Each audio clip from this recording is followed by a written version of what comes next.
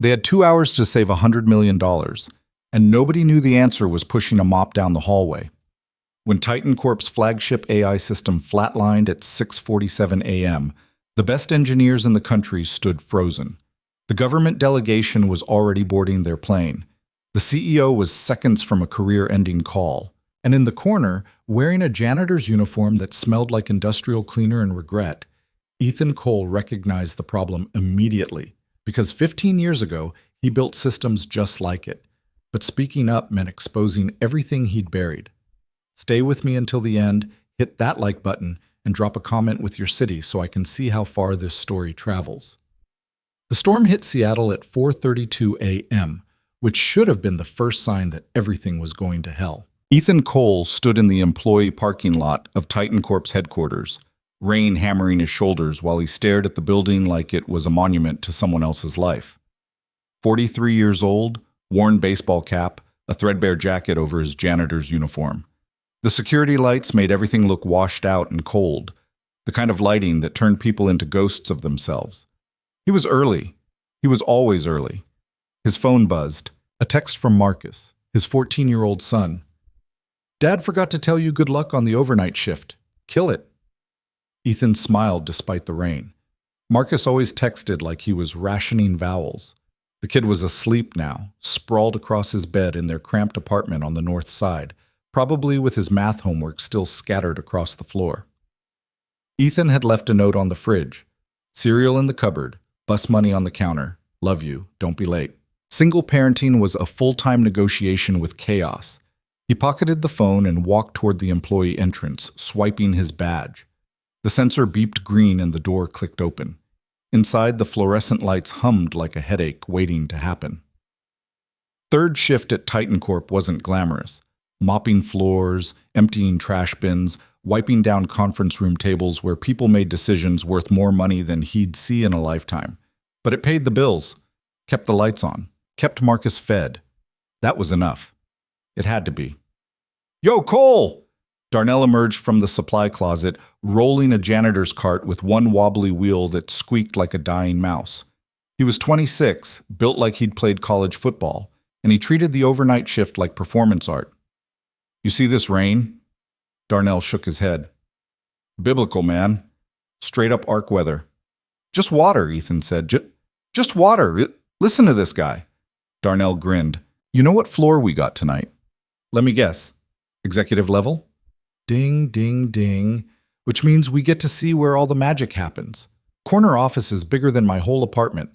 Probably got like gold-plated staplers and shit. Ethan grabbed his own cart from the storage room. "They're preparing for the government demo tomorrow. Security's going to be tight." "Oh, I know. Heard some of the day shift talking about it. Department of Defense coming in to see some fancy AI thing. Like next-level military contract fancy." Darnell's eyes lit up the way they always did when he smelled gossip. "We're talking hundreds of millions, easy. Not our business." "Come on, man, you're not even a little curious?" Ethan wasn't curious. Curiosity led to questions. Questions led to memories, and memories led to places he didn't go anymore. So he just shrugged and started pushing his cart toward the service elevator. The building was quiet at this hour. Most of the engineers and project managers had cleared out around midnight, leaving behind the debris of their ambition. Coffee cups, takeout containers, whiteboards covered in diagrams that looked like abstract art. Ethan had been cleaning Titan Corp for 18 months now, and he'd learned the rhythms of the place. Morning people arrived at 7 with their pressed shirts and complicated coffee orders. Night people stayed until their eyes bled, fueled by energy drinks and the kind of obsessive focus that made them forget the rest of the world existed. He used to be a night person. They took the elevator to the 12th floor, executive territory. The doors opened onto a different universe. Here, the carpets were thick enough to swallow sound. The walls were decorated with modern art that probably cost more than a car. Everything smelled like expensive wood polish and quiet power. "This is what I'm talking about," Darnell whispered, even though no one was around. "This is how the other half lives." Ethan started in the main conference room. It was huge, floor-to-ceiling windows overlooking the city, a table that could seat 30 people, monitors mounted on every wall.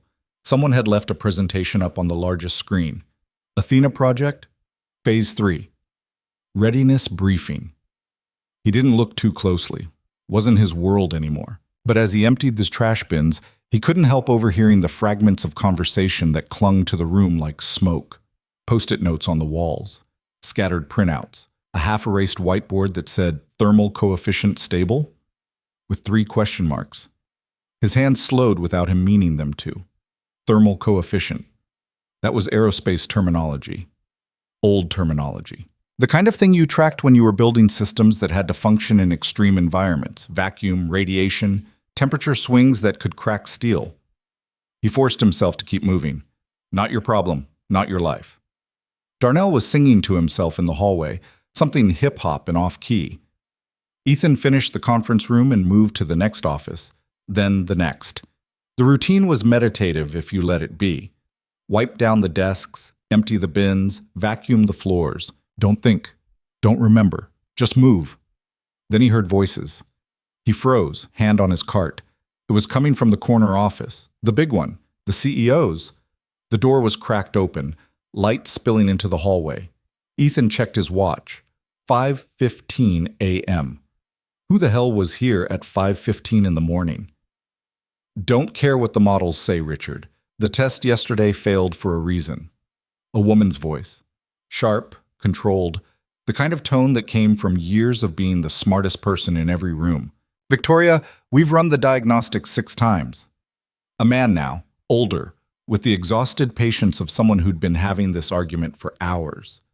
Everything checks out. The failure was an anomaly.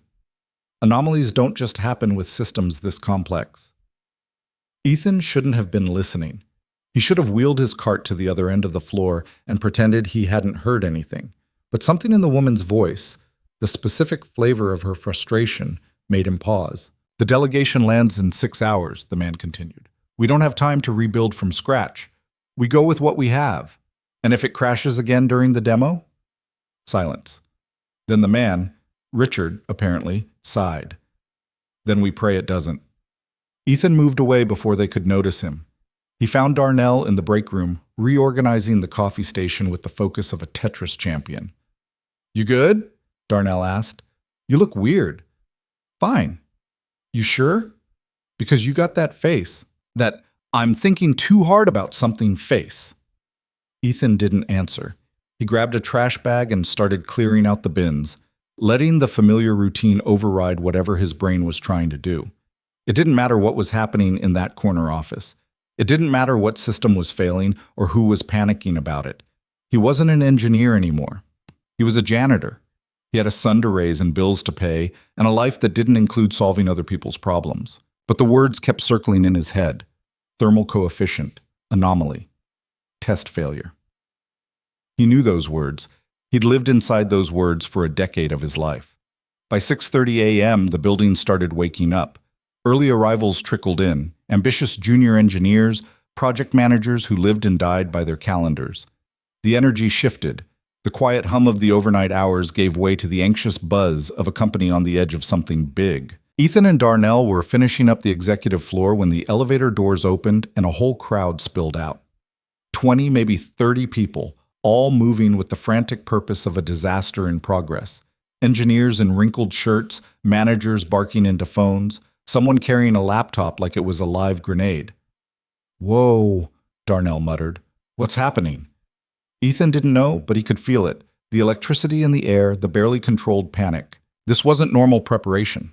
This was crisis mode. They pressed themselves against the wall as the crowd swept past, heading for the main conference room. Ethan caught fragments of conversation. Complete system failure at 6:47. Every backup protocol failed. Government team lands at noon. We're completely screwed. The conference room doors slammed shut. Through the glass walls, Ethan could see people clustering around the monitors, faces lit by the glow of data that clearly wasn't cooperating. Okay, that's definitely not good, Darnell said. Should we, leave? Yeah. But Ethan didn't move. He was staring at one of the monitors visible through the glass. It showed a diagnostic readout, error cascades, system architecture, failure timestamps. The kind of display he used to read like sheet music. And there, buried in the mess of data, he saw it. A pattern. a signature. The specific way the errors were propagating through the system. It wasn't random. It was thermal. A sensor calibration issue, probably in the core processing unit, exacerbated by ambient temperature fluctuations. The kind of problem that looked catastrophic on the surface but had a simple root cause if you knew where to look. He'd seen this exact failure mode before, 15 years ago, in a very different building, on a very different project. His hands went cold. Coal? Yo, earth to coal. Ethan blinked. Darnell was staring at him. You okay, man? You look like you saw a ghost. I'm fine. His voice came out rougher than he intended. Let's go. They took the service elevator down, but Ethan's mind was still on that 12th floor, in that conference room, watching engineers panic over a problem he could solve in 20 minutes if someone just asked him. But nobody was going to ask him. Because he was wearing a janitor's uniform and pushing a cart with a squeaky wheel, and in places like Titan Corp, invisible people stayed invisible. That was the deal he'd made with himself. When he walked away from aerospace engineering, when he traded the clean rooms and the clearances and the career trajectory for late-night shifts and a schedule that let him pick Marcus up from school, he'd accepted invisibility as the price. No one looked at janitors. No one saw them. And most days, that was exactly what he wanted. But today, standing in the employee locker room while Darnell rattled on about his weekend plans, Ethan felt the old itch. The engineer's itch. The need to solve, to fix, to prove that he still had it. He shoved it down, clocked out, went home. Marcus was eating cereal at the kitchen counter when Ethan walked in, still in his uniform. The apartment was small, 2 bedrooms, barely, with a living room that doubled as a dining room and a kitchen you could cross in 4 steps. But it was theirs, rent-controlled, relatively clean, with windows that faced east so they got actual sunlight in the mornings. You look tired, Marcus said through a mouthful of Cheerios. Overnight shift. How was your sleep? Fine. I finished the math homework. Really? Okay, like 80% of it. Ethan poured himself coffee from the pot Marcus had already made. The kid was getting better at the small stuff, remembering to turn off lights, locking the door, making coffee without being asked, growing up in ways that made Ethan proud and sad at the same time. You got that field trip form signed? Marcus asked. It's on the fridge. Cool. Also, there's a thing at school, like a career day thing. Parents come in and talk about their jobs. Ethan's hand stilled on his coffee cup. When? Next month. Mr. Patterson says it's optional, but like... Marcus shrugged, studying his cereal with sudden intensity. I don't know, some kids' parents are doctors and lawyers and stuff. Might be cool to hear what you do. The question underneath the question was clear enough. Marcus was 14, old enough to feel the weight of other people's expectations, young enough to still believe his dad's job mattered. I clean buildings, Marcus. I know, but you're good at it. Ethan sat down across from him. If you want me to come, I'll come. It's not a big deal. Then why bring it up? Marcus finally looked at him. The kid had his mother's eyes, dark, sharp, capable of seeing through bullshit at 50 paces. Because some kids give me crap about it, about you being a janitor, and I tell them it's honest work and you work hard, but he trailed off. But sometimes I wonder if there's more to it, like, you're not dumb, Dad. You helped me with my physics homework like it's nothing. You fixed Mrs. Patterson's computer last month just by looking at it. You know stuff. Ethan felt something crack open in his chest. This was the conversation he'd been dreading for years. The moment when Marcus started asking the questions that didn't have easy answers. I know stuff, he agreed carefully, but knowing stuff and doing stuff are different things. So why cleaning? Because it pays the bills, because the hours work with your schedule, because... He stopped himself. Because I had to choose. Because when your mom died, and you were 2 years old, and the world fell apart, I chose you. I chose being there when you woke up from nightmares, and when you learned to ride a bike, and when you needed someone to tell you it was going to be okay. But he didn't say any of that. Instead, he reached across the table and squeezed Marcus's shoulder. Because it's what I need to do right now. That good enough? Marcus nodded, but the doubt was still there in his eyes. The sense that his dad was capable of more. And he was right. Ethan was capable of more. But more came with costs that a 14-year-old couldn't understand yet. Get ready for school, Ethan said. I'll drive you. I can take the bus. I know, but I'm driving you anyway. They fell into the morning routine, Marcus gathering his backpack, Ethan grabbing his keys, the small choreography of a life they'd built together out of necessity and love and sheer stubborn survival. In the car, Marcus put in his earbuds and stared out the window while Ethan navigated the morning traffic. And for a few minutes, everything felt normal. Then Ethan's phone rang. Unknown number. He almost didn't answer, but something made him pick up. Mr. Cole? A woman's voice, professional, urgent. Yeah? This is Victoria Chen, VP of Engineering at Titan Corp. We need to speak with you. Immediately. Ethan's grip tightened on the steering wheel. Marcus glanced over, one earbud dangling. I think you have the wrong person, Ethan said. I don't. You were on the executive floor this morning during the crisis briefing. Security footage shows you looking at the diagnostic monitors. And your employee file... She paused. Your employee file has some interesting gaps. We ran a background check. His blood went cold. Mr. Cole, I'm going to be very direct. Our flagship AI system is dead. We have a government demonstration in 5 hours that could determine the future of this company. Every engineer we have is out of ideas. And according to your previous employment history, you spent 10 years designing aerospace guidance systems for Lockheed Martin's Skunk Works division. Marcus was fully paying attention now, earbuds out, staring at his father. So here's my question, Victoria continued. Why is one of the most talented engineers in the country cleaning our floors? Ethan didn't answer, couldn't answer. The truth was too big, too complicated, too bound up with grief and choices and the life he'd built in the wreckage of the one he'd lost. I need you to come back to the building, Victoria said. Now, please. I'm not an engineer anymore. That's not what your resume says. 15 years at Lockheed, lead systems architect on 3 classified projects, published papers on thermal management in high-stress environments. You didn't just walk away from that kind of career, Mr. Cole. You buried it. Marcus was fully staring now. Dad? What's she talking about? Ethan pulled over to the side of the road, put the car in park, stared at his hands on the steering wheel, hands that used to draft schematics and run simulations and solve problems that kept billion-dollar projects from failing. If I come back, he said quietly into the phone, it's on my terms. I help you fix this problem, and then I'm done. No job offers, no questions about why I left. We solved the immediate crisis, and that's it. Deal. And I need 2 hours. I have to get my son to school. There was a pause. Then Victoria's voice, softer than before. Mr. Cole, we don't have 2 hours. Then you'll make do with what you have, because my son comes first. He hung up. Marcus was staring at him like he'd just sprouted a second head. Dad, what the hell? Language. Seriously? You're worried about language right now? Marcus's voice cracked. You worked at Lockheed Martin? The Skunk Works? That's like top secret fighter jet stuff. Dad, why didn't you tell me? Ethan started driving again. They were 3 blocks from Marcus's school, and he needed those 3 blocks to figure out what to say. Because it was a different life, he said finally. Before you'd really remember, before... He stopped.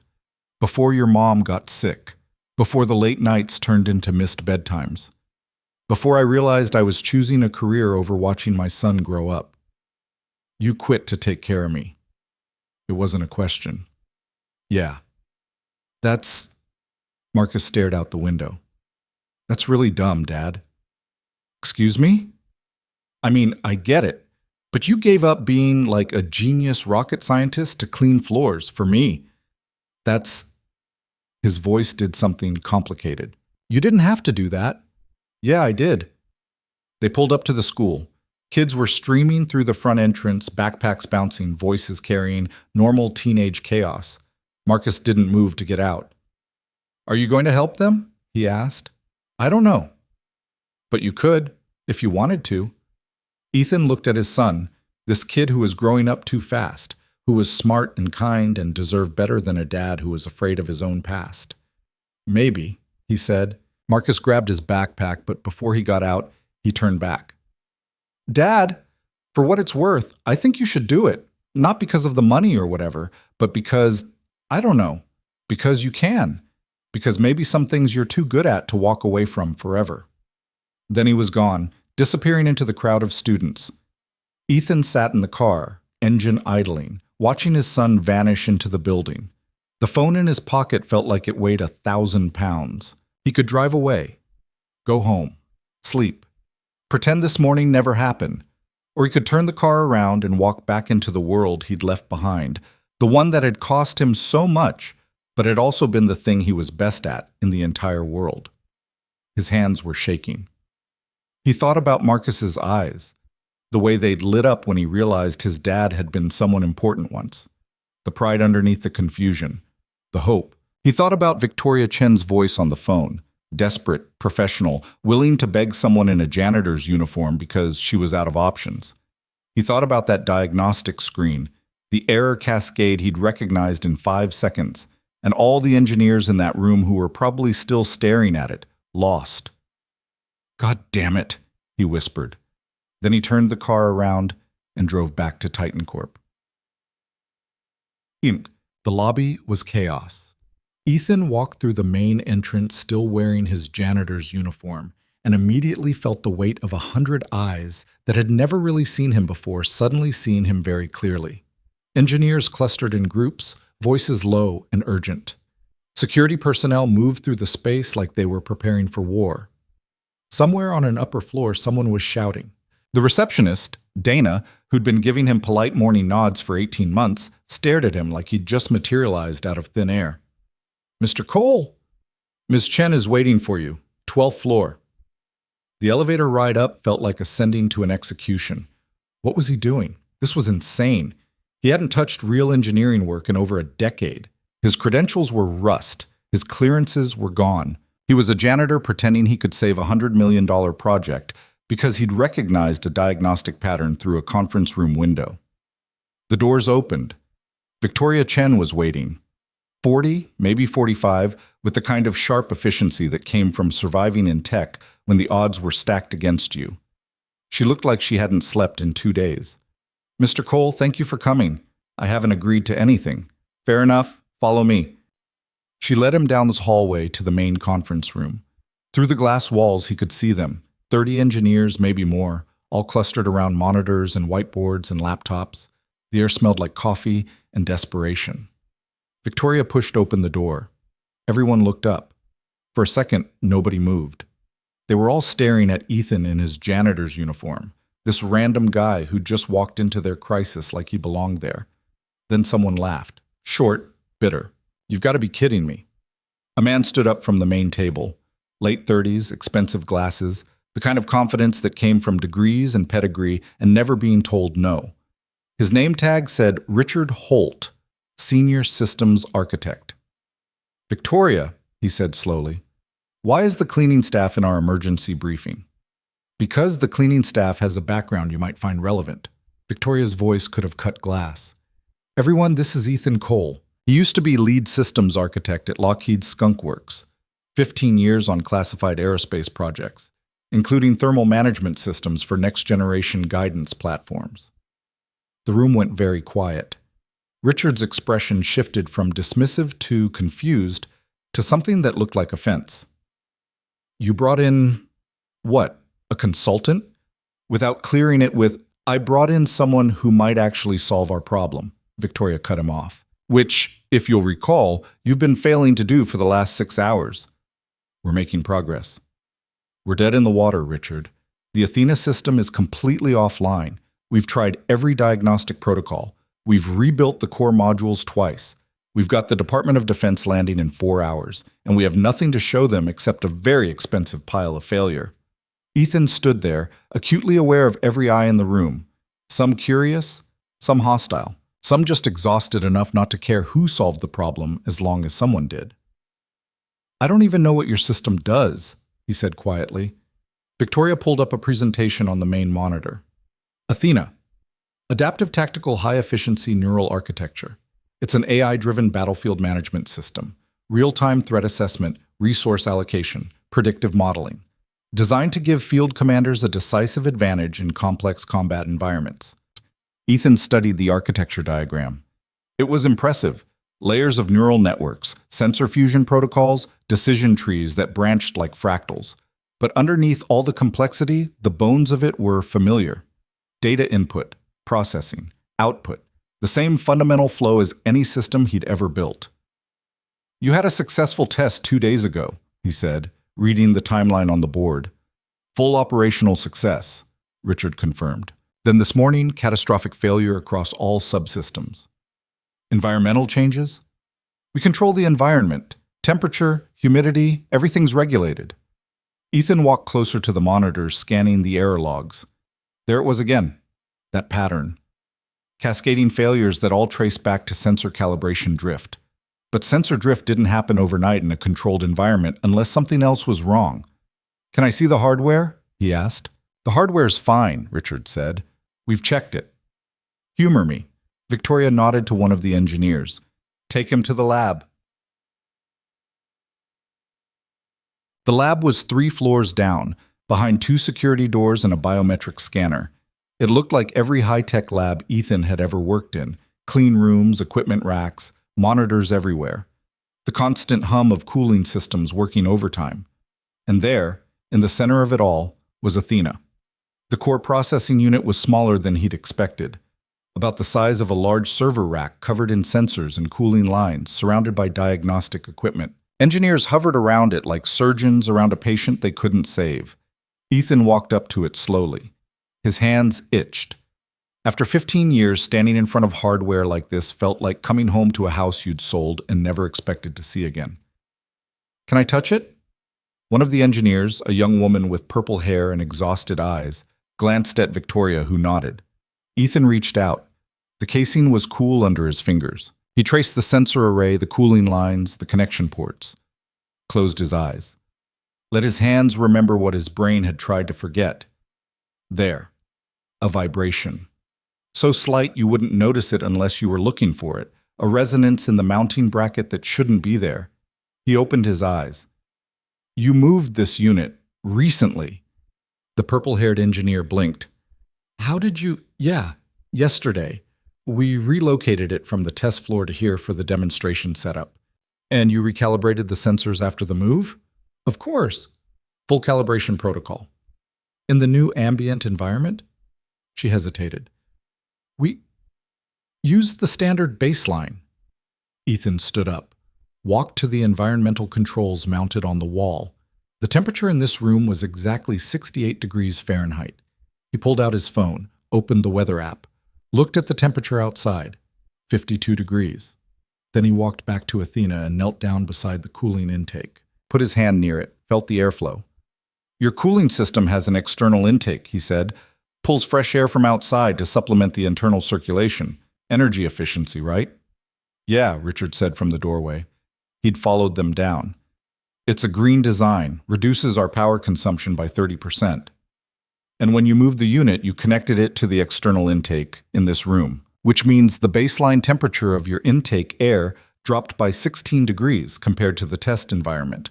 Your sensors are calibrated for one thermal profile, but they're operating in another. The drift compounds over time, and when the system tried to compensate this morning during the automated startup sequence, he gestured to the monitors.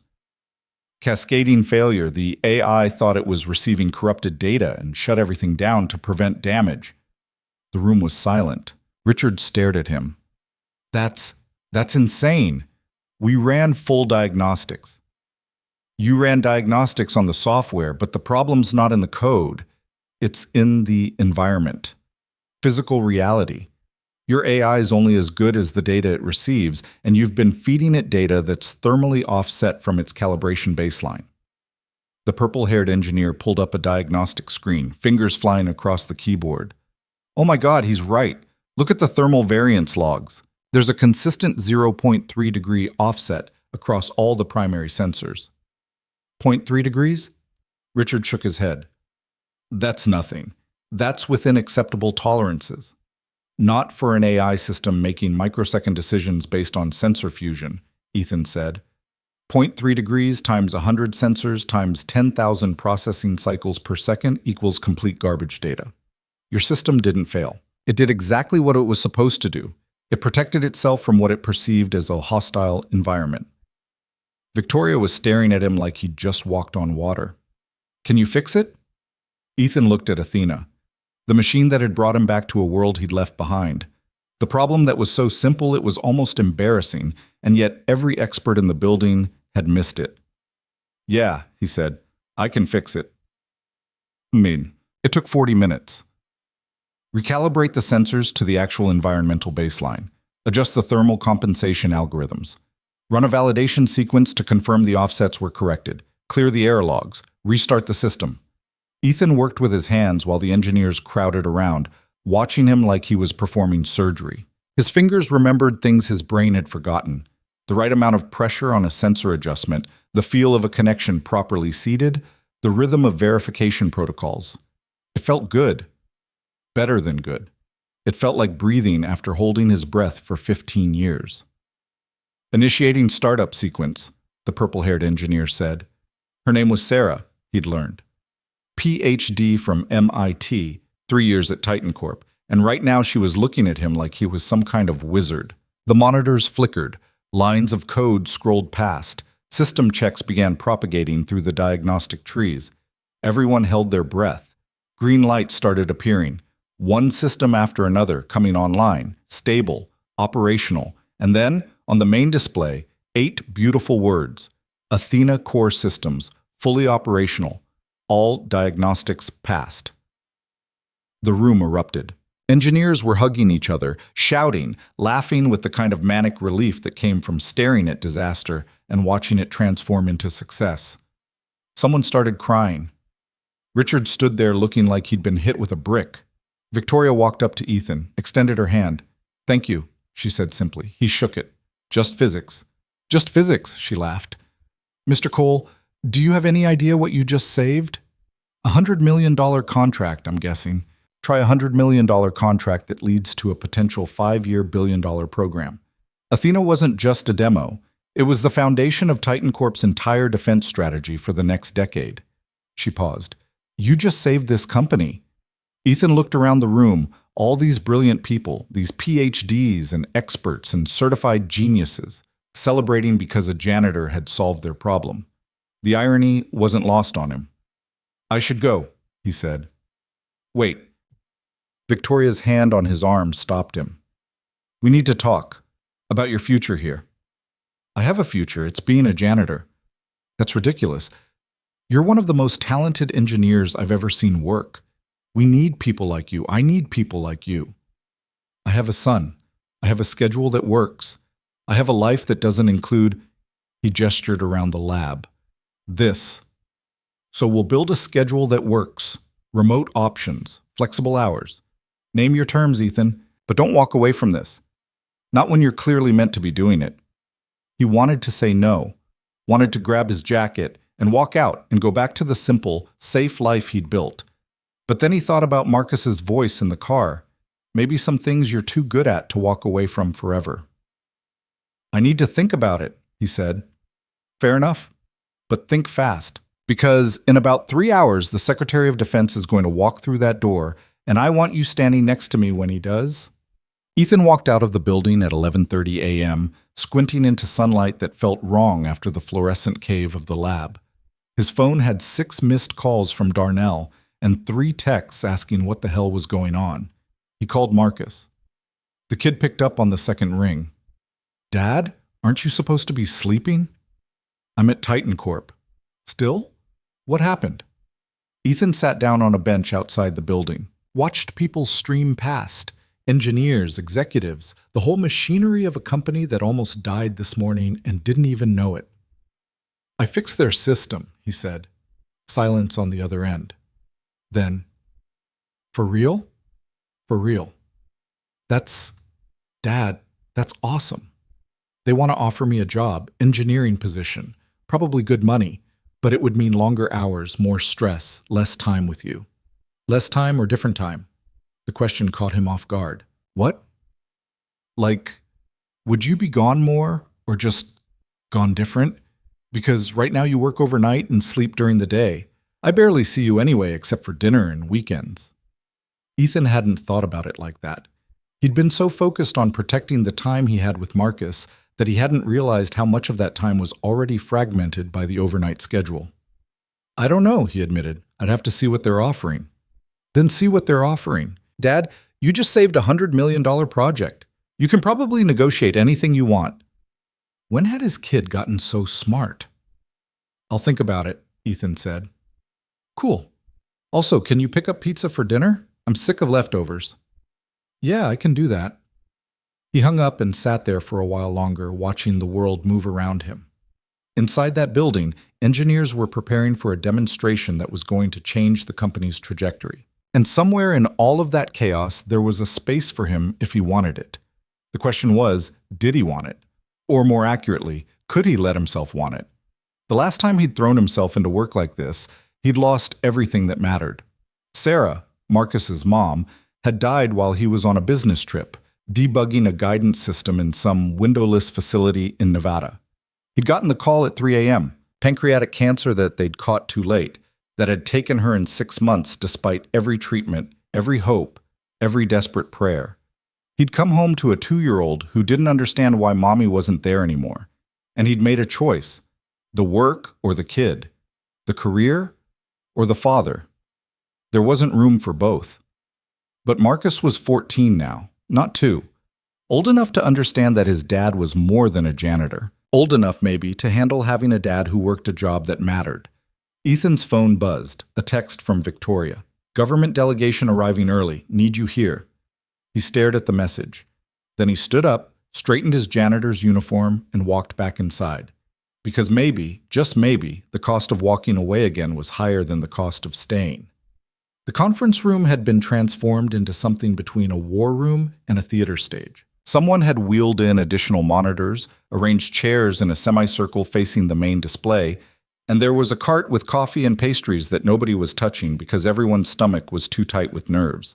Ethan stood near the back wall, still in his janitor's uniform, feeling like an imposter at his own resurrection. Victoria was at the front, running through the demonstration sequence with Richard and Sarah, her voice calm but her hands moving in quick, precise gestures that betrayed the pressure she was under. The government delegation wasn't just coming to see a product.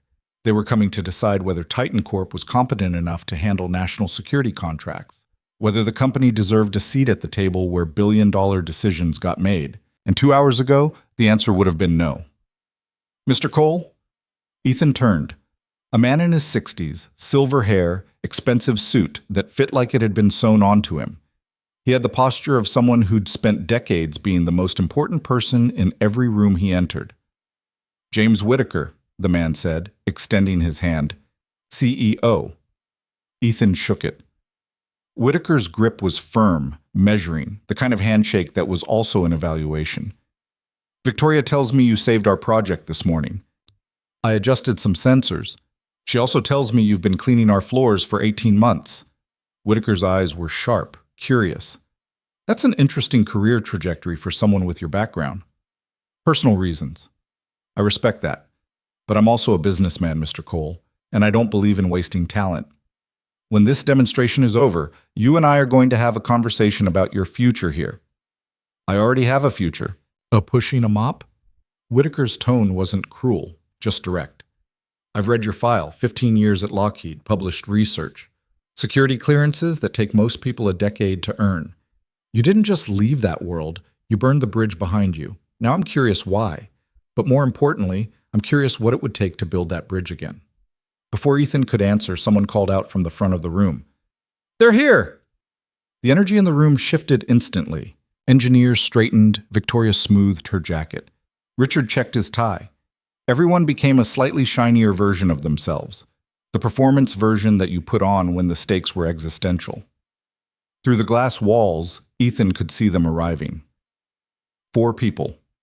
3 men in dark suits and a woman in Air Force blues with enough ribbons on her chest to indicate she'd seen actual combat. They moved with the unhurried confidence of people who held other people's fates in their hands and knew it. Victoria met them at the door.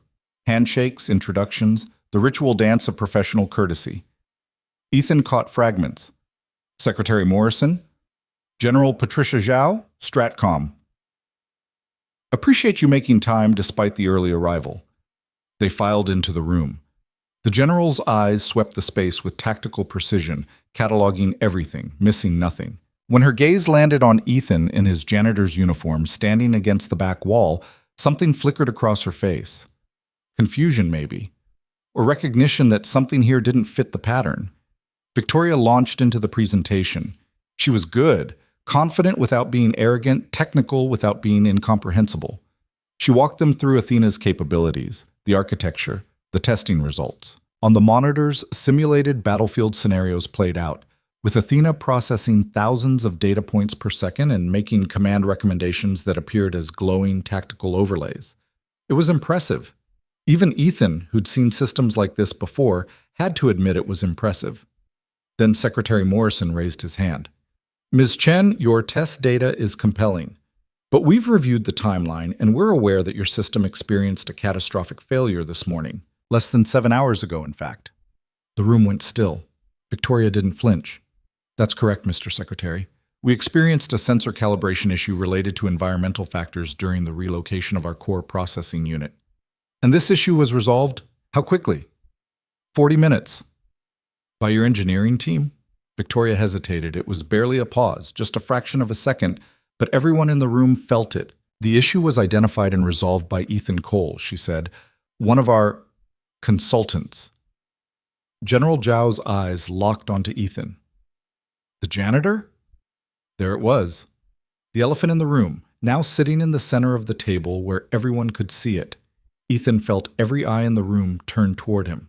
Richard looked like he'd swallowed a lemon. Sarah was staring at her laptop screen like it might save her. Whitaker had a small smile on his face, the kind that said he was curious to see how this played out. Mr. Cole, the general said, would you mind coming up here? It wasn't really a question. Ethan walked to the front of the room. Up close, General Zhao was even more imposing, 5'4", of concentrated authority and intelligence that had probably terrified entire battalions. You fixed this system, she said. Yes, ma'am. In 40 minutes. The problem wasn't complex once you understood the root cause. And your background is? 15 years at Lockheed Martin, Skunk Works Division. Aerospace systems architecture, primarily thermal management and sensor integration for guidance platforms. The general's expression shifted. Ethan Cole, you worked on the Atlas project. It wasn't a question, and the fact that she knew about Atlas, a program so classified that even its existence was technically deniable, told Ethan exactly how deep her clearances went. I did. You were the lead on the thermal shielding solution that saved that program when everyone else said it was impossible. I had a good team. Don't be modest, Mr. Cole. I read the after-action reports. You personally redesigned the entire cooling architecture in 72 hours, using principles that hadn't been proven in field conditions. It was either brilliant or insane, and it turned out to be both. She studied him with the intensity of someone who'd spent a career reading people's capabilities. So why are you wearing a janitor's uniform? The question hung in the air like a live grenade. Ethan could feel Victoria and Whitaker watching him, could sense Richard's confusion and Sarah's fascination. Everyone wanted the answer. Everyone wanted to know what kind of person walked away from being a genius to clean floors. Personal reasons? He said finally. Family? Yes, ma'am. General Zhao nodded slowly. I respect that. But I'm also curious why you're back in this room right now helping with this demonstration. Because the problem needed solving. And you're the only one who could solve it? I'm the one who recognized it. She turned to Victoria. Ms. Chen, I'm going to be direct. The fact that your system failed is concerning. The fact that your entire engineering team couldn't identify the problem is more concerning. But the fact that you had someone with Mr. Cole's background working as a janitor while your flagship project was falling apart. She shook her head. That's either the worst resource management I've ever seen or the luckiest accident in defense contracting history. Victoria's face was carefully neutral. We're grateful Mr. Cole was available to assist. Available to assist. The general smiled, but it wasn't warm. Mr. Cole, would you walk me through what you found this morning? I want to understand the failure mode. So Ethan did. Ethan, he explained the thermal offset, the sensor drift, the cascading errors that Athena had interpreted as corrupted data. He sketched diagrams on the whiteboard, rough, quick drawings that showed the airflow, the temperature differentials, the feedback loops. He talked about calibration baselines and environmental assumptions and the gap between laboratory conditions and real-world deployment. And as he talked, something happened. The nervousness fell away. The self-consciousness about standing in front of decorated military officers in a janitor's uniform faded into background noise. He was just explaining a problem, breaking it down into its component parts, showing how the pieces fit together. This was what he was good at, what he'd always been good at. When he finished, General Zhao was nodding. That's an elegant diagnosis, but it raises another question. If the problem was that simple, why didn't your team catch it during standard diagnostics? Richard cleared his throat. General, with respect, we ran every diagnostic protocol in our checklist. The thermal variance was within acceptable tolerances according to our specifications, but not according to the system's actual operational requirements, Ethan said quietly. Richard's jaw tightened. We built this system according to military specifications. Every tolerance, every parameter, you built it according to the specs as written, Ethan interrupted. But specs are abstractions. They're guidelines. Real systems operate in real environments with real variables that don't always match the documentation. The thermal tolerance in the military specs assumes a stable baseline. You change the baseline when you move the unit, which means the tolerance window shifted, which means the specs were wrong. Richard's voice had an edge now. The specs were incomplete. There's a difference. Gentlemen, General Zhao cut in, this is exactly the kind of analysis I need to see. Mr. Cole, you're describing a failure of assumption, not execution. Is that correct? Yes, ma'am. And in a battlefield environment, how would this kind of failure manifest? Ethan thought about it. Depends on the deployment conditions. If Athena was operating in a fixed facility with controlled environment, you'd probably be fine. But if you deployed it in a forward operating base or a mobile command unit or anywhere with significant temperature variation, he trailed off. The system would fail, the general finished. Not fail, shut down to protect itself, which in a combat situation is effectively the same thing. Secretary Morrison leaned forward. So what you're telling me is that this system, as currently designed, is not suitable for field deployment. The room went dead silent. Victoria looked like she was watching her career implode in slow motion. Whitaker's expression was unreadable. Richard opened his mouth, closed it, opened it again. That's not... We can modify the calibration protocols. Richard was scrambling. Mr. Cole? The general was still looking at Ethan. Is Secretary Morrison's assessment accurate? Ethan felt the weight of the moment. He could soften it, hedge, give them room to maneuver. Or he could tell the truth and let the chips fall. He thought about Marcus, about the conversation they'd had in the car, about his son realizing that his dad had walked away from something important, about the look in the kid's eyes, not disappointment exactly, but something close to it. As currently designed, Ethan said carefully, Athena is optimized for controlled environments. For field deployment, you'd need to redesign the thermal management system, implement adaptive calibration protocols, and add redundancy to the sensor array. It's not impossible, but it's not trivial either. How long would that take? 6 months, minimum. Maybe a year if you want it done right. Morrison sat back in his chair. Zhao's face was thoughtful. The other two officials were whispering to each other. Victoria looked like she wanted to murder someone, possibly Ethan. Then Whitaker spoke up. General, if I may, he said smoothly, what Mr. Cole has identified is exactly why we value his input. He's not telling you what you want to hear. He's telling you what you need to know. And yes, we have work to do before Athena is ready for full field deployment. But what we're showing you today is a foundation, a platform that we can build on with the right expertise and the right support. Expertise like Mr. Cole's? Morrison asked. Exactly like Mr. Cole's. The general was studying Ethan again. Mr. Cole, are you currently part of Titan Corp's engineering team? No, ma'am. But you're considering it. Was he? Ethan glanced at Victoria, who was giving him a look that said she would personally drag him into an employment contract if necessary. Then at Whitaker, who had the satisfied expression of someone who'd just figured out how to turn a crisis into an opportunity. I'm considering it, Ethan said. Then let me make this simple, General Zhao said. Titan Corp, you have potential here. Your core technology is sound, your team is talented, and you've demonstrated the ability to solve critical problems under pressure. But you're not ready for a major contract. Not yet. Victoria's face went pale. However, the general continued, we are prepared to offer a provisional agreement. 6 months to address the field deployment issues Mr. Cole identified. If you can demonstrate a working prototype in realistic conditions, and I mean actual field conditions, not a climate-controlled lab, we'll revisit the full contract discussion. Morrison nodded. Contingent on Mr. Cole being part of your engineering team, we want his expertise on this project. The room erupted. Not loud, but a sudden wave of whispered conversations, people processing what had just happened. They hadn't gotten the contract, but they hadn't lost it either. They'd gotten something maybe more valuable, time and a clear path forward. Whitaker stood. General, Mr. Secretary, we accept those terms. You have our commitment. Excellent. We'll have our legal team draft the provisional agreement.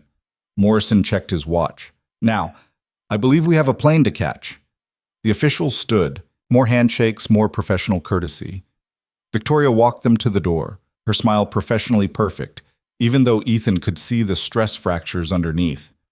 When they were gone, the room let out a collective breath. Richard rounded on Ethan immediately. You just tanked our contract. He saved your contract, Sarah shot back. They were going to walk out of here the moment that system failed. Instead, we have 6 months and a clear directive. A directive that includes him. Richard jabbed a finger at Ethan. No offense, but you've been out of the field for over a decade. You're not up to date on current methodologies, current technologies. I identified your critical failure in 5 seconds, Ethan said quietly. Lucky guess. Richard, Victoria's voice cut through the argument like a blade. Enough. We have work to do and very little time to do it. Ethan, can I speak with you privately? They walked to her office, a corner space with floor-to-ceiling windows and a desk that was aggressively organized. Victoria closed the door and leaned against it. I need to know if you're in, she said without preamble. You're not even going to ask me to sit down? We don't have time for pleasantries. The Department of Defense just made your employment a condition of our contract, so I need to know right now whether you're willing to come back. Ethan looked out the window. From here you could see the whole city, the Space Needle in the distance, the sound, the gray sky that was threatening more rain. Somewhere out there, Marcus was sitting in a classroom, probably thinking about his dad. I have conditions, Ethan said. Name them. I work 9 to 5, Monday through Friday. No weekends unless it's an emergency. No overnight shifts. If my son's school calls, I leave. If he's sick, I'm out. If there's a parent-teacher conference or a field trip or any kind of thing he needs me for, work comes second. Victoria was quiet for a moment. That's going to make things difficult. This kind of project requires flexibility. Those are my conditions. Okay. What else? I want Sarah on my team. She's smart, she works hard, and she doesn't have an ego problem. Sarah's a junior engineer. So promote her. You need people who can actually solve problems instead of just following protocols. Victoria almost smiled. You're not afraid to make enemies, are you? I'm not here to make friends. I'm here because the Department of Defense made it a condition of your survival. But if I'm going to do this, I'm doing it my way. Fair enough. Salary expectations? Ethan named a number. It was high, but not ridiculous. The kind of salary a senior systems architect with his background should make. Victoria didn't blink. Done. Equity? I don't want equity. I want health insurance, retirement matching, and the flexibility I already mentioned. You're leaving money on the table. I'm protecting what matters. She studied him for a long moment. Then she extended her hand. Welcome back to engineering, Mr. Cole. He shook it. The handshake felt like stepping off a cliff, like the moment before a roller coaster drops, like the instant when you realize you've just made a decision that's going to change everything. I need to make a phone call, he said. Victoria nodded. Use my office. I'll start the paperwork. When she left, Ethan pulled out his phone and dialed Marcus. The kid picked up on the third ring, whispering, Dad, I'm in class. I took the job. Silence.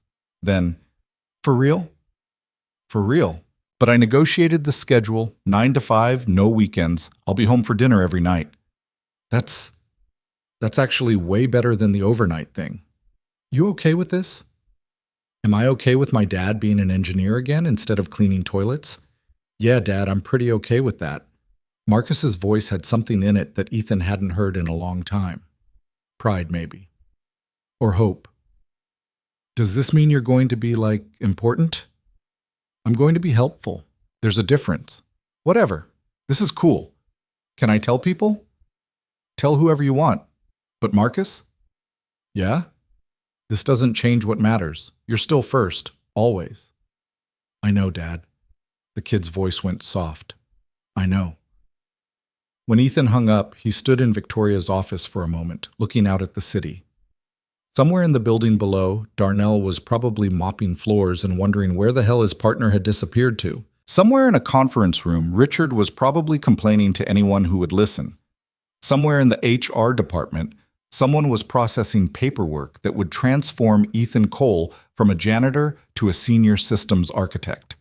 And somewhere in a classroom across town, his son was sitting a little straighter in his chair.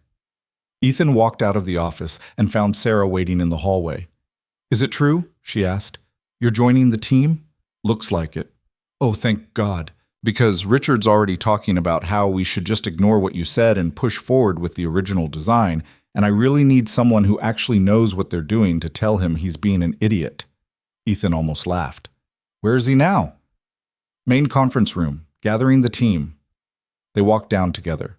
The conference room was filling up with engineers, some familiar from this morning's crisis, others new. Richard was at the front pulling up schematics on the monitors. When Ethan walked in, the room quieted. Richard looked up. Cole? Good.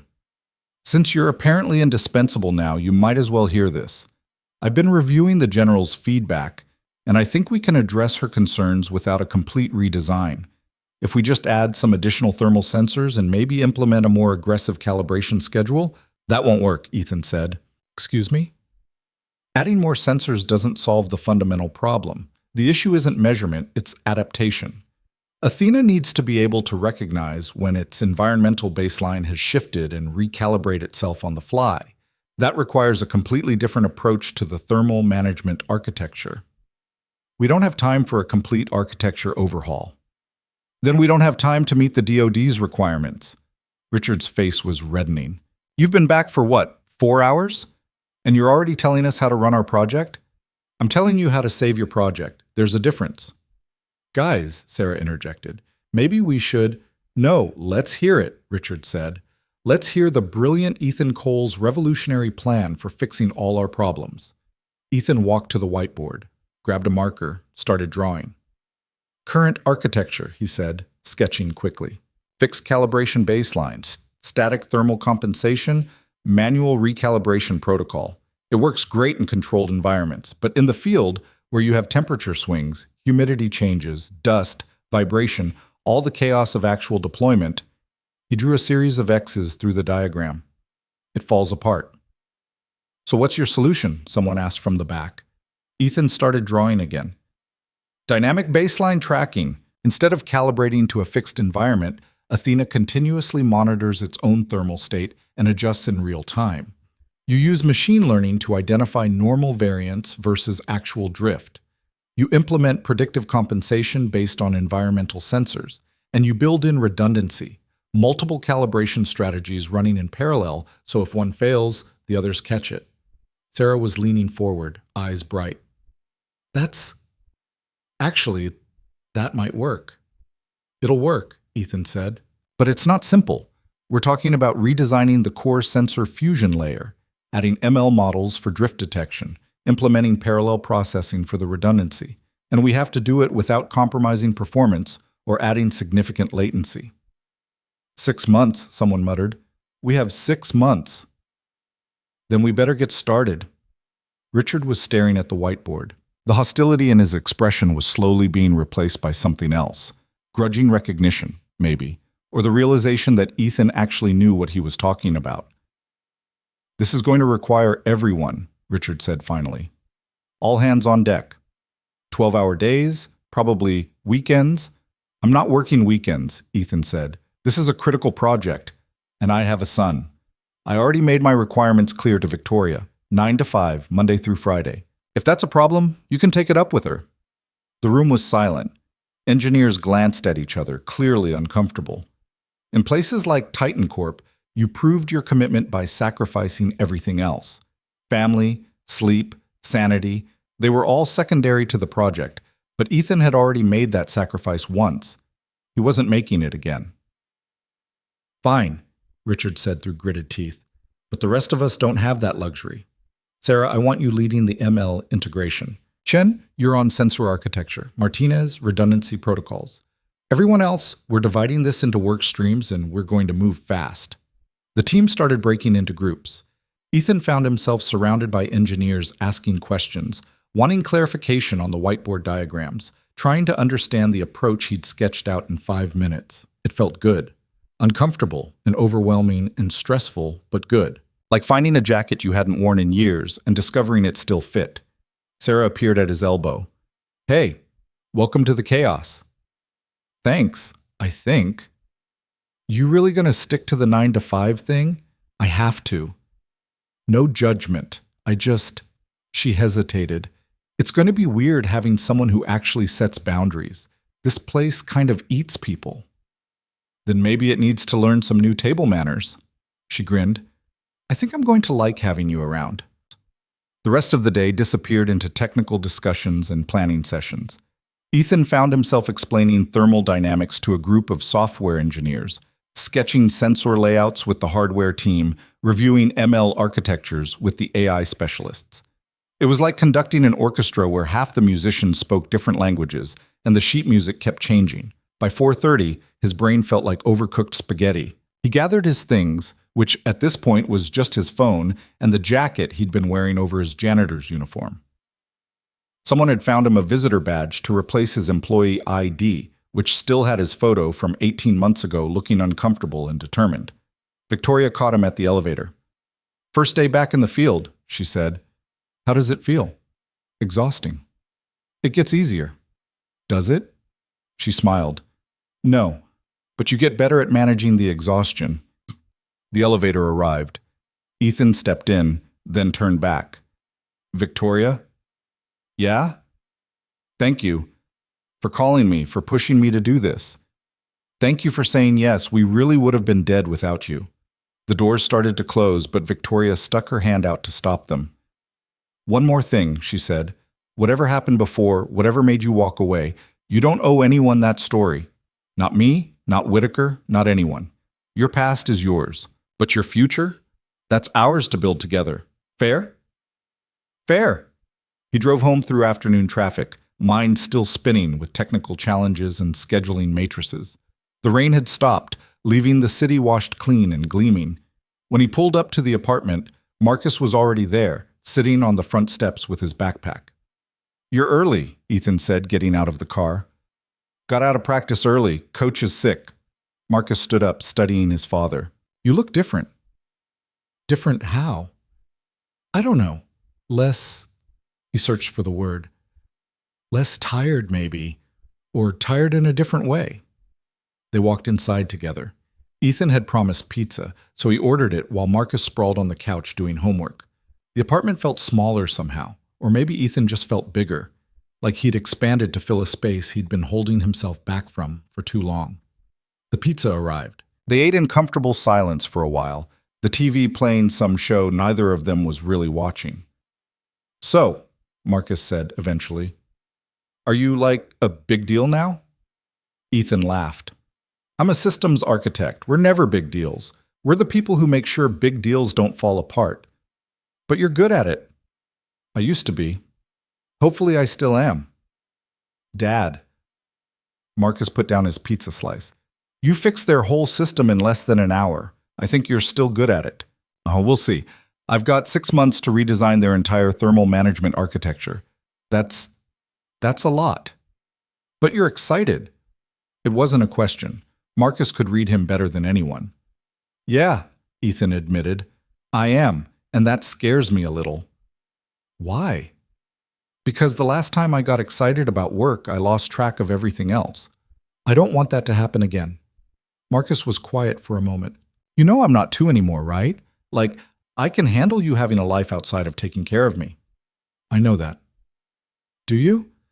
Because sometimes it feels like you're still treating me like I'm going to break if you're not watching me every second. Ethan felt something crack in his chest. I just don't want to let you down. You're not letting me down, Dad. You're showing me what it looks like to be good at something. That's kind of important. They finished the pizza. Marcus went to do more homework. Ethan sat on the couch, staring at his phone, thinking about the last 15 years. The choices he'd made, the life he'd built out of necessity and grief and stubborn determination. He told himself he walked away from engineering for Marcus, and that was true. But maybe, just maybe, he'd also walked away because it was easier than dealing with the guilt of losing Sarah while he was chasing his career. Easier to pretend he didn't have that talent anymore than to risk using it and failing someone again. But Marcus was right. The kid wasn't two anymore. He didn't need a father who was constantly present. He needed a father who was whole. And maybe, just maybe, being whole meant being an engineer again. Ethan pulled out his laptop, an old thing he mostly used for paying bills and watching streaming shows. Logged into his email, found a message from Victoria with the subject line, Athena, redesign kickoff materials. He opened it. Attached were technical specs, project timelines, team rosters, architectural diagrams. Everything he'd need to hit the ground running tomorrow morning. Tomorrow morning. As a systems architect, leading a team, solving problems that mattered. He started reading, and somewhere in the back of his mind, buried under 15 years of dust and grief and deliberate forgetting, something that had been asleep for a very long time woke up and whispered, "You've got this." The first week back was like trying to drink from a fire hose while riding a bicycle through a hurricane. Ethan showed up Monday morning at 8:45 wearing khakis and a button-down shirt he'd bought at Target on Sunday afternoon because he didn't own professional clothes anymore. The security guard did a double take when he swiped his new employee badge, and Ethan couldn't blame him. 3 days ago, he'd been emptying trash bins. Now he had a desk on the engineering floor with 2 monitors and a nameplate that said Ethan Cole, Senior Systems Architect. Sarah was already at her desk when he arrived, surrounded by empty energy drink cans and looking like she'd been there all night. "Did you sleep here?" Ethan asked. "Define sleep." She rubbed her eyes. "I got the ML framework set up for the drift detection algorithms. Want to see?" After coffee. The break room was different when you approached it as an engineer instead of the person who restocked it. People actually made eye contact, said good morning, asked him questions about the Athena redesign like his opinion mattered, which was disorienting because for 18 months his opinion on anything had been limited to which brand of floor cleaner worked best on tile. Darnell was there, refilling the coffee station. He spotted Ethan and his face went through about 5 different expressions in 2 seconds. "Man," Darnell said slowly, "I heard the rumors, but I didn't believe them. You really an engineer now?" "Apparently." "That's wild, like genuinely wild." He shook his head. "We still cool?" The question caught Ethan off guard. "Why wouldn't we be?" "Because you're up here now, and I'm still down there, and sometimes people forget where they came from." Ethan grabbed a coffee cup. "I'm not forgetting anything. I just found my way back to something I used to do." "Yeah, well, good for you, man, seriously," Darnell grinned. "Just don't forget us little people when you're running this place." "I'm not running anything. I'm just trying to survive until 5 o'clock. Back at his desk, Ethan opened his laptop and stared at the mountain of work ahead of him. The Athena redesign was sprawling across multiple teams, multiple disciplines, multiple competing priorities. Richard had divided everything into work streams, but the divisions felt arbitrary, like someone had taken a jigsaw puzzle and sorted it by color instead of by how the pieces actually fit together. His phone buzzed. A text from Marcus. "Good luck on first real day. Don't let them see you sweat." Ethan smiled and pocketed the phone. Then he dove in. The morning disappeared into technical specifications and architecture reviews. Sarah walked him through her ML implementation, which was clever but unstable. It could detect thermal drift, but it couldn't distinguish between normal variation and actual problems, which meant it would throw false positives constantly. "You need a confidence threshold," Ethan said, sketching on her whiteboard. "Right now you're treating all drift equally, but normal operation has a signature. Temperature changes gradually during startup, holds steady during operation, drops during shutdown. That's expected. What you're looking for is drift that breaks the pattern. So I need to train the model on normal operations first. Exactly. Give it a week of good data so it knows what healthy looks like. Then when something deviates, it'll actually mean something. Sarah was writing notes furiously. That's going to delay the implementation timeline. Better delayed than wrong. Richard's not going to like that. Richard doesn't have to like it. He just has to accept that we're doing this right or not at all. Speaking of Richard, he appeared at Ethan's desk around 11 with a printed timeline and an expression that suggested he'd been chewing glass. "We have a problem," Richard said without preamble. "Just one?" "The hardware team says they can't implement your redundancy design without completely reworking the chassis. That's 3 months of mechanical engineering time we don't have."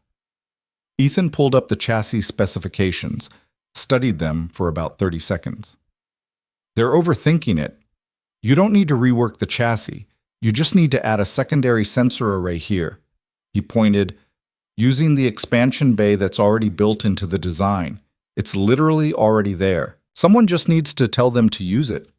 Richard stared at the screen. "How did you see that?"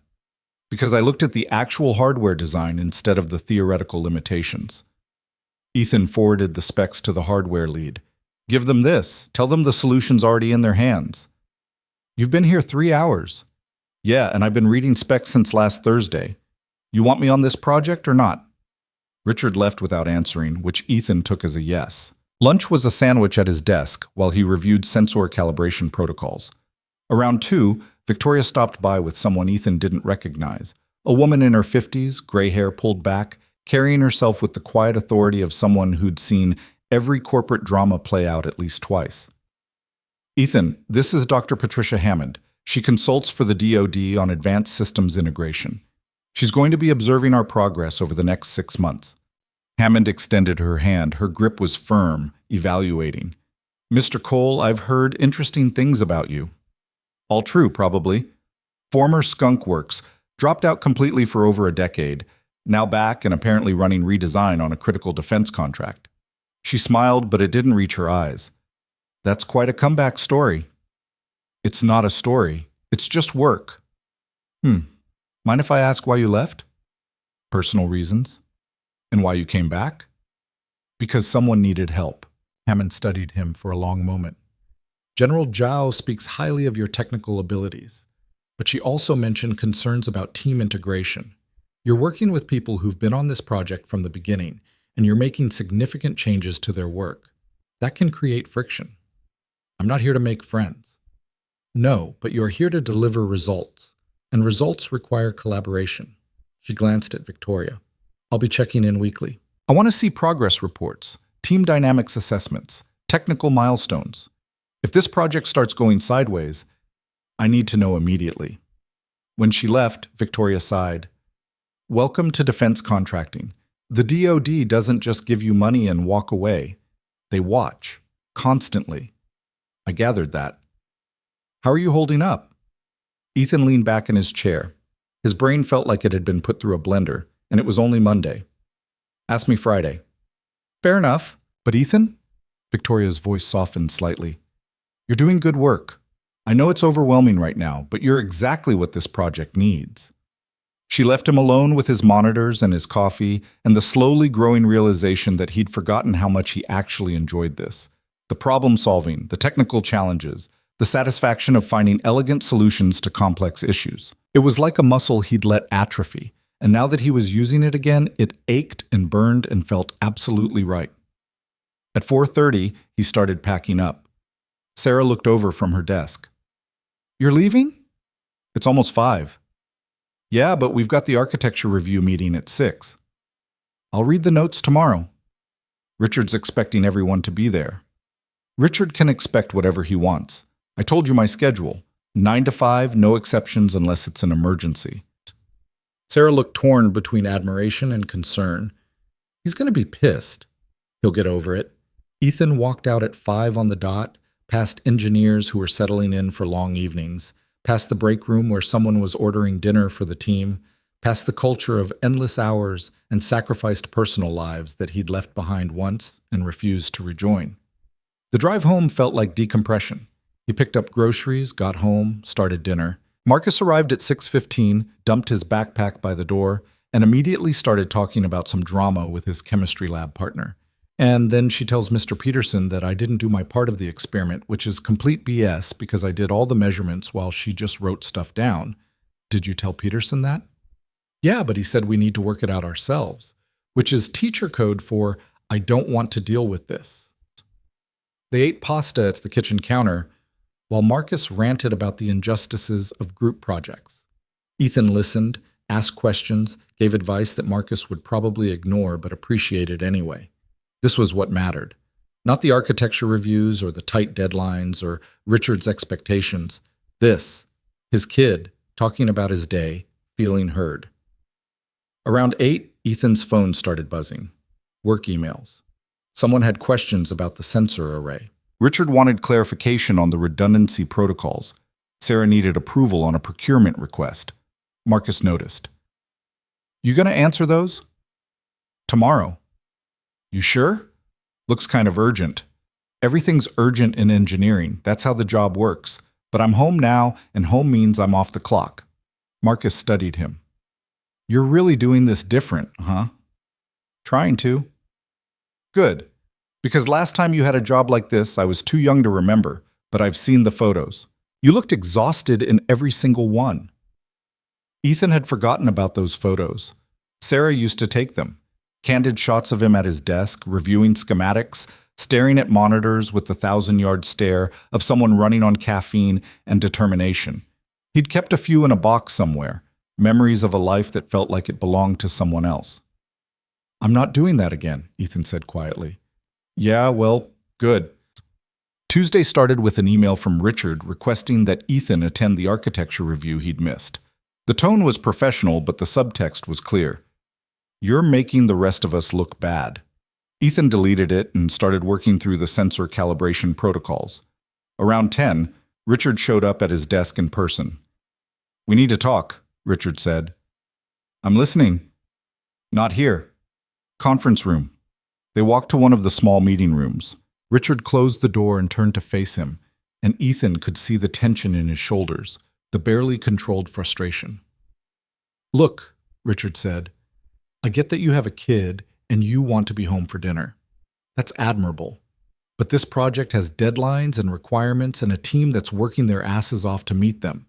When you leave at 5 while everyone else is staying late, it sends a message. What message is that? That you don't care as much. That you're not as committed. Ethan crossed his arms. I'm delivering results. I've solved 2 critical design problems in 3 days. I've identified flaws in the hardware implementation that would have delayed us by months. I've mentored Sarah through an ML architecture that's actually going to work instead of the half-baked solution she had before. What exactly am I not committed to? It's not about the work. It's entirely about the work. You're confusing hours with productivity. They're not the same thing. Richard's jaw tightened. In this industry, face time matters. The DoD wants to see dedication, sacrifice. The DoD wants to see results. They don't care if I'm here until midnight or if I leave at 5, as long as the system works. And frankly, I'm more productive when I'm not exhausted and resentful. So the rest of us are just suckers for putting in the time? I didn't say that. You do what works for you. I'm doing what works for me. They stared at each other. The silence stretched out, tense and uncomfortable. Finally, Richard said, Whitaker's asking questions about why you left Lockheed, about what happened. That's none of his business. It is if it affects your ability to do this job. It doesn't. You sure about that? Because from where I'm sitting, you look like someone who's terrified of getting too involved. Like you're keeping one foot out the door in case you need to run. The words hit harder than Ethan expected, because they were true.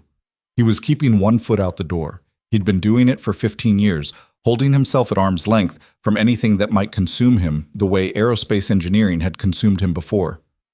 I'm here, Ethan said quietly. I'm doing the work. That's all that should matter. Richard sighed. Look, I don't want to fight with you. You're talented, I'll give you that. But this team needs cohesion, and right now you're operating like a lone wolf. That doesn't work long term. Then maybe the team needs to adjust its expectations. Or maybe you need to adjust yours. They left it at that. Unsettled. Uncomfortable. Two people who were probably going to have to work together for 6 months and were already figuring out how to exist in the same space without killing each other. The rest of the week followed the same pattern. Ethan arrived at 9, worked intensely until 5, then left while everyone else stayed late. He made progress, real, measurable progress on the redesign. But he could feel the team's resentment building. Small things. Being left off email chains. Not getting invited to impromptu brainstorming sessions. The subtle ways people let you know you're not really part of the tribe. Sarah was different. She seemed to respect his boundaries, maybe because she was running on fumes herself and could see the value in actually having a life outside work. You know what's weird? She said Thursday afternoon, reviewing thermal simulation results with him. Everyone talks about work-life balance, but the moment someone actually implements it, they get treated like a traitor. That's because most people are afraid to set boundaries. They think saying no means they're not committed. Are you committed, I mean? Ethan looked at her. To this project? Yes. To turning my life into this project? No, there's a difference. And I learned it the hard way. She nodded slowly. Can I ask what happened? Before? Personal reasons. Everyone keeps saying that, but it feels like more than just personal. It feels like... She searched for words. Like you're protecting something. I am. My son. My sanity. The life I built when everything else fell apart. Okay. She didn't push, which he appreciated. For what it's worth, I think you're right. About the boundaries. I just don't know if I'm brave enough to do it myself. Start small. Leave at 6 instead of 8. Take a lunch break. Answer one less email before bed. And if Richard gives me grief? Then remind him that tired engineers make mistakes, and mistakes cost more than overtime. Friday afternoon, Ethan got a calendar invite from Whitaker. Coffee. Monday morning, 7 a.m. He stared at it. 7 was before his official start time, which meant this was either a power play or Whitaker genuinely wanted to talk before the day began. Either way, declining would send the wrong message. He accepted the invite. Marcus had a basketball game Friday night, so Ethan left work at 4:30 to make sure he had time to get there. The game was at a middle school across town, in a gymnasium that smelled like floor wax and teenage anxiety. Ethan found a seat in the bleachers and watched his son warm up, looking gangly and focused and utterly normal in a way that made Ethan's chest tight. The game was close. Marcus wasn't the star player, but he was solid. Good defense, decent passing, one surprisingly smooth layup in the third quarter that made Ethan stand up and cheer before he could stop himself. They lost by 4 points, but Marcus came off the court grinning anyway. You made it, Marcus said, grabbing his water bottle. Told you I would. Yeah, but I didn't know if work would, demand you stay or something. Work can demand whatever it wants. I made a commitment. They grabbed burgers on the way home. Marcus was wired from the game, talking through every play, analyzing what went wrong and what went right. Ethan listened and thought about how easy it would have been to miss this. To send a text saying he had to work late, to promise he'd make the next one, to slowly accumulate a pile of broken promises until Marcus stopped expecting him to show up. That was the slippery slope. That was how it happened. One missed game became 2, became a dozen, and suddenly you looked up and your kid was grown, and you'd spent their childhood in conference rooms solving other people's problems. Saturday morning, Ethan woke up and realized he didn't know what to do with himself. For 18 months, Saturdays had meant sleeping late after overnight shifts, running errands, existing in the low-key survival mode of single parenthood. But now he was rested, alert, and his brain kept circling back to the Athena redesign. He pulled out his laptop, started reviewing the thermal management specifications, made notes about potential optimizations, sketched out some alternative sensor configurations. Marcus found him at the kitchen table around 10, surrounded by papers and diagrams. You're working. Just thinking through some problems. On Saturday. Yeah. Marcus poured himself cereal. Thought you weren't doing this. I'm not at the office. I'm just processing. Dad, that's still work. Ethan closed the laptop. You're right. Sorry. I'm not mad. I just don't want you to fall back into old patterns. When did you get so wise? I have a smart dad. Must be genetic. They spent the rest of the day doing aggressively normal things. Grocery shopping, cleaning the apartment. Marcus had homework. Ethan had laundry. They watched a movie that night, some action thing with explosions and a plot that barely made sense, and it was perfect because it required exactly 0 brain cells. Sunday, Ethan took Marcus to a climbing gym. The kid had been asking to try it for months, and Ethan had kept putting it off because of scheduling conflicts with his old overnight shifts. But now they had the time, so they went. Marcus was terrible at it.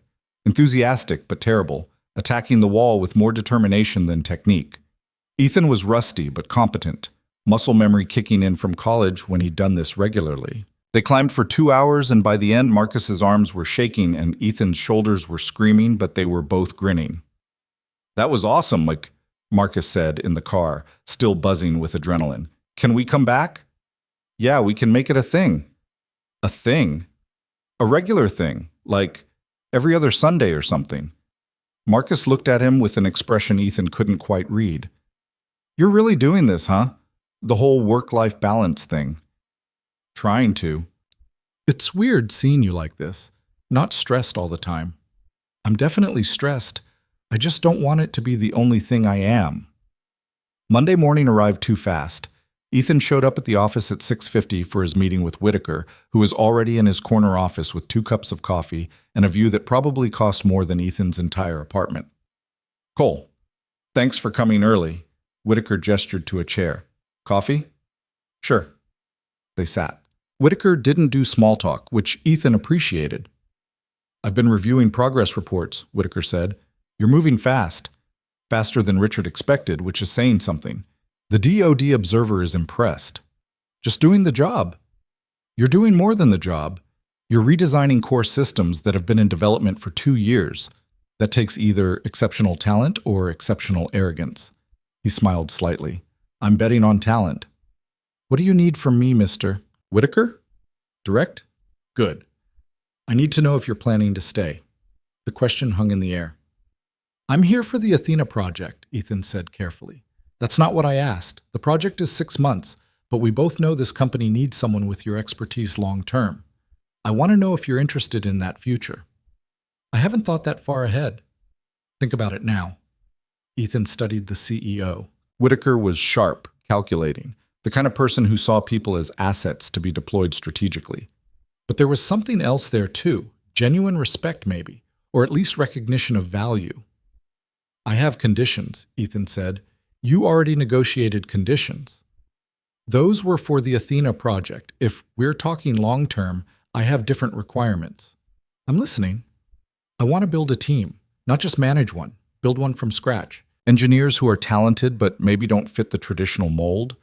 People who've been overlooked because they have kids or health issues, or they're not willing to work 100 hours a week. People who can actually deliver results without burning out." Whitaker raised an eyebrow. "That's a very specific vision." "That's because I've seen what happens when you run people into the ground. You get short-term results and long-term attrition. I want to prove there's a better way. And if I give you this team, what do I get? Loyalty, consistency, engineers who'll stay because they're treated like human beings instead of resources. Innovation that comes from people who have the mental bandwidth to actually think creatively because they're not running on fumes." Whitaker was quiet for a long moment, studying Ethan like he was a puzzle to be solved. "You know what's interesting?" Whitaker said finally. "Most people in your position would be asking for more money, equity, a VP title. You're asking for permission to change how we work. Money doesn't matter if you're too exhausted to spend it." "Fair point." Whitaker leaned back. "Here's what I'll do. You deliver Athena on time and on spec, and we'll talk about this team of yours. But Ethan, if you're going to challenge the culture here, you better be prepared for pushback. Not everyone's going to appreciate your approach." "I've noticed." "Good. As long as you know what you're walking into." The meeting ended. Ethan went to his desk and found an email from Dr. Hammond requesting a one-on-one check-in that afternoon. The subject line was innocuous, but the timing felt pointed. Someone was watching closely, measuring him against some standard he couldn't quite see. The check-in was at 3, in a conference room that felt too small for the weight of the conversation. Hammond had a tablet open with notes, charts, performance metrics. She didn't waste time. "Your technical work is exceptional," she said, "but I'm seeing concerning patterns in team dynamics. Multiple engineers have expressed frustration with your limited availability. Richard in particular feels you're not sufficiently integrated with the team culture." "Team culture isn't my priority. Results are. In defense contracting, culture and results are linked. We need teams that can operate under extreme pressure, communicate effectively, trust each other. Right now, you're operating as an individual contributor who happens to be on a team. I'm delivering solutions. You're delivering solutions alone. What happens if you get hit by a bus tomorrow? Who can step into your role? Who have you mentored? Who understands your approach well enough to continue the work?" The questions were pointed, accurate, uncomfortable. "Sarah understands most of it," Ethan said. "One person. That's not redundancy, Mr. Cole. That's a single point of failure." She was right, and he knew it. He'd been so focused on maintaining his boundaries that he hadn't thought about sustainability, about building systems that could outlast his personal involvement. "What do you want me to do?" he asked. "Document your work. Share your knowledge. Spend time teaching, not just doing. I know it's slower. I know it's frustrating. But it's necessary." Hammond stood up. "You're a week in and you've already made impressive progress. Don't squander that by becoming a brilliant loner who leaves nothing behind. Defense projects are marathons, not sprints. Act accordingly." After she left, Ethan sat in the empty conference room, staring at the whiteboard covered in technical diagrams. She was right. He'd been approaching this like it was his project, his responsibility, his problem to solve. But that wasn't sustainable. That wasn't leadership. He went back to his desk and started writing documentation. Not the bare minimum, but actual knowledge transfer. Detailed explanations of his reasoning, alternative approaches he'd considered, the underlying principles that drove his decisions. It was slow, tedious work that felt less satisfying than actually solving problems, but it was necessary. Sarah stopped by around 4:30. "You're still here?" "Writing docs." "Voluntarily?" Hammond suggested it. "Strongly." Sarah pulled up a chair. "Can I help? I mean, I've been trying to follow your logic on the thermal compensation algorithms, but some of the jumps you make are unclear. Let's go with non-obvious." So they spent an hour going through the documentation together, Ethan explaining his thought process while Sarah asked questions and pointed out places where his assumptions weren't explicit. It was useful in a way that made him uncomfortable, like shining light on intuitions he'd never had to articulate before. "You know what's weird?" Sarah said. "You're really good at this. Teaching, I mean. You're patient. You don't make me feel dumb for asking basic questions." "The questions aren't basic. They're foundational. There's a difference." "See? That. Right there. You reframe things in ways that make sense." She paused. "Have you ever thought about mentoring, like, officially? I'm barely back in the field myself." "Yeah, but you have perspective. You've been away. You've come back. You see things differently than people who've just been grinding away in the industry for decades." Ethan hadn't thought about it that way. He'd been so focused on what he'd lost during his years away that he hadn't considered what he might have gained: perspective, balance, a clearer sense of what actually mattered. At 5, he packed up. Sarah was still at her desk, surrounded by code and energy drinks. "You should go home," Ethan said. "After I finish this module." "Sarah, go home. The module will still be here tomorrow." She looked at him like he'd suggested she sprout wings and fly. "I can't just leave work unfinished." "Why not?" Because that's not how this works." "Says who?" She didn't have an answer for that. "Try something," Ethan said. "Leave at 6 tonight. Come in tomorrow morning, fresh. I bet you'll solve whatever you're stuck on in half the time because your brain will have actually rested. And if Richard asks where I am, tell him you're taking my advice. He can blame me." Ethan drove home through evening traffic, thinking about Hammond's words, about Sarah's surprise that leaving on time was even an option, about the culture he was slowly realizing he'd have to change if he wanted this to work long term. It wasn't just about his own boundaries anymore. It was about proving that there was a different way to operate, a different definition of commitment that didn't require sacrificing everything else.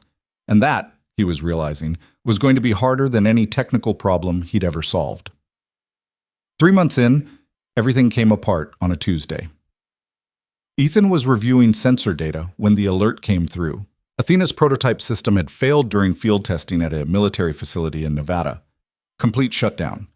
The same catastrophic error cascade they'd supposedly fixed back in January. His phone lit up before he could process the implications. Victoria, Richard, Dr. Hammond, all calling simultaneously. He picked up Victoria's call. "Tell me you're seeing this," she said without greeting. "I'm seeing it. What are the conditions on site?" "Desert environment. Temperature swings, high dust content. The system ran fine for 6 hours, then crashed during a simulated combat scenario." Ethan was already pulling up the diagnostic logs, watching the data stream in from Nevada. The failure signature was different from the original thermal issue, but the result was the same. Athena had detected what it thought was corrupted input and shut itself down to prevent damage. "I need the environmental data," Ethan said. "Temperature, humidity, particulate count, everything. Sending it now." "Ethan, the DoD observers are asking questions, hard questions, about whether we actually fix the fundamental problem or just put a Band-Aid on it. Get me on a call with the field team. I need to talk to whoever's on site." 10 minutes later, Ethan was on a conference call with an Army captain named Rodriguez, who sounded young and stressed and like she'd rather be anywhere else. "Mr. Cole, I've got a very expensive piece of equipment that's supposed to help us win wars sitting here like a brick. My commanding officer is not happy." "Understood. Can you tell me exactly what was happening when the system failed?" "We were running a multi-threat scenario. Urban combat simulation, 15 simultaneous targets, complex terrain. Athena was processing fine, giving us good tactical recommendations. Then about 6 hours in, middle of the engagement, everything just stopped." "Any environmental changes around that time?" "Wind picked up. Dust storm rolled in about 30 minutes before the crash." There it was. Ethan pulled up the particulate data Victoria had sent. Dust levels had spiked dramatically, and the prototype's air filtration system hadn't compensated fast enough.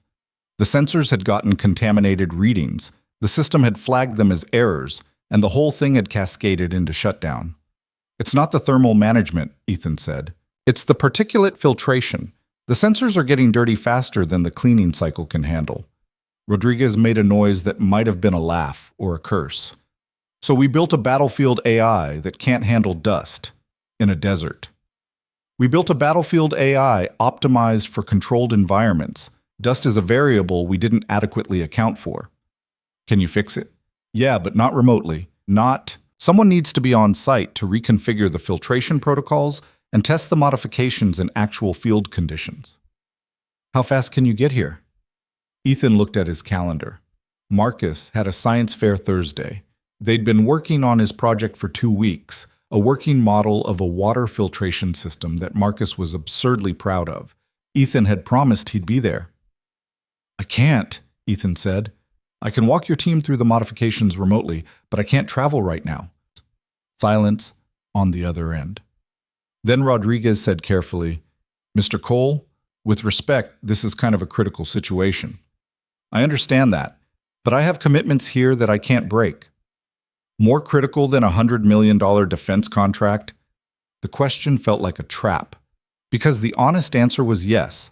Marcus's science fair was more critical to him than any contract, but saying that out loud would confirm every suspicion people had about his commitment. "I'll have someone on a plane tonight," Ethan said. "Sarah Chen, one of our senior engineers. She knows the system as well as I do. She can handle the field modifications." After the call ended, Ethan sat at his desk feeling the familiar weight of competing obligations.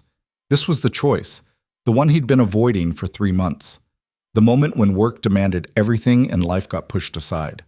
Sarah appeared at his desk looking panicked. "Did you just volunteer me to go to Nevada?" "You're qualified." "I've never done field work. I've never even been to a military installation." "You know the system. You understand the filtration protocols. You can do this." "Ethan, I'm terrified." "Good. Terror means you'll be careful." He pulled up the diagnostic data and walked her through what she'd need to do.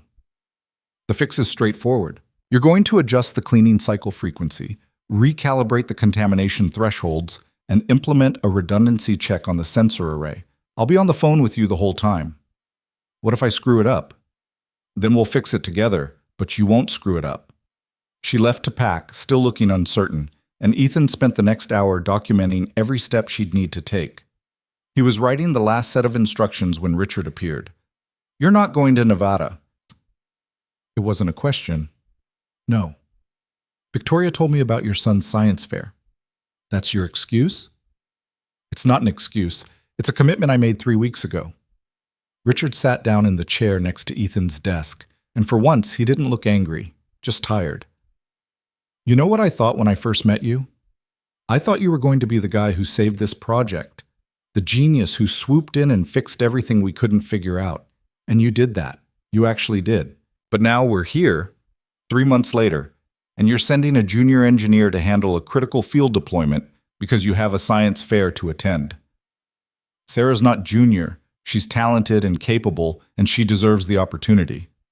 That's not the point." "Then what is the point?" Richard leaned back, studying the ceiling like it held answers. "The point is that I don't understand you. I don't understand how someone with your talent can just turn it off. How you can care so deeply about the work and then walk away exactly at 5. How you can be brilliant and committed and completely unavailable at the same time. I'm not unavailable. I'm just not willing to sacrifice everything else. And that's what confuses me. Because I remember what it's like to have that fire, that need to solve the problem, fix the system, prove you're the smartest person in the room. You had that once. I can see it in your old work, in the way you approach problems. But it's like someone took that fire and put a box around it. Let it burn, but only this much, only between these hours." Ethan didn't know how to explain it. How could he make Richard understand that the fire had nearly destroyed him once? That he'd learned the hard way that brilliance without boundaries was just another form of self-destruction? "I had a wife," Ethan said quietly. "Marcus's mom. She got sick when he was 2, pancreatic cancer. I was on a business trip when she died, debugging a guidance system in some classified facility, and I didn't make it back in time. I didn't get to say goodbye because I was solving someone else's problem." Richard went very still. "So yeah, I put a box around the fire, because the alternative is letting it consume everything I actually care about. And I'm not doing that again. I'm sorry, I didn't know." "Nobody knows, because it's not their business." Ethan turned back to his monitor. "Sarah leaves tonight. I'll be on call the entire time she's in Nevada. The system will get fixed, but I'm going to my son's science fair on Thursday, and that's not up for debate." Richard left without another word. Ethan finished the documentation, sent it to Sarah, then called Marcus. "Hey Dad, what's up?" "Just wanted to make sure we're still on for Thursday." "The science fair? Yeah, obviously. Why?" "Work thing came up. I wanted you to know I'm not bailing." There was a pause. "You thought I'd assume you were bailing?" "I don't know. Maybe." "Dad, you've been to every single thing for the past 3 months. Basketball games, the climbing gym, that weird school assembly where they talked about internet safety for like 2 hours. You've been there. I know you're going to be at the science fair." The confidence in Marcus's voice was almost painful.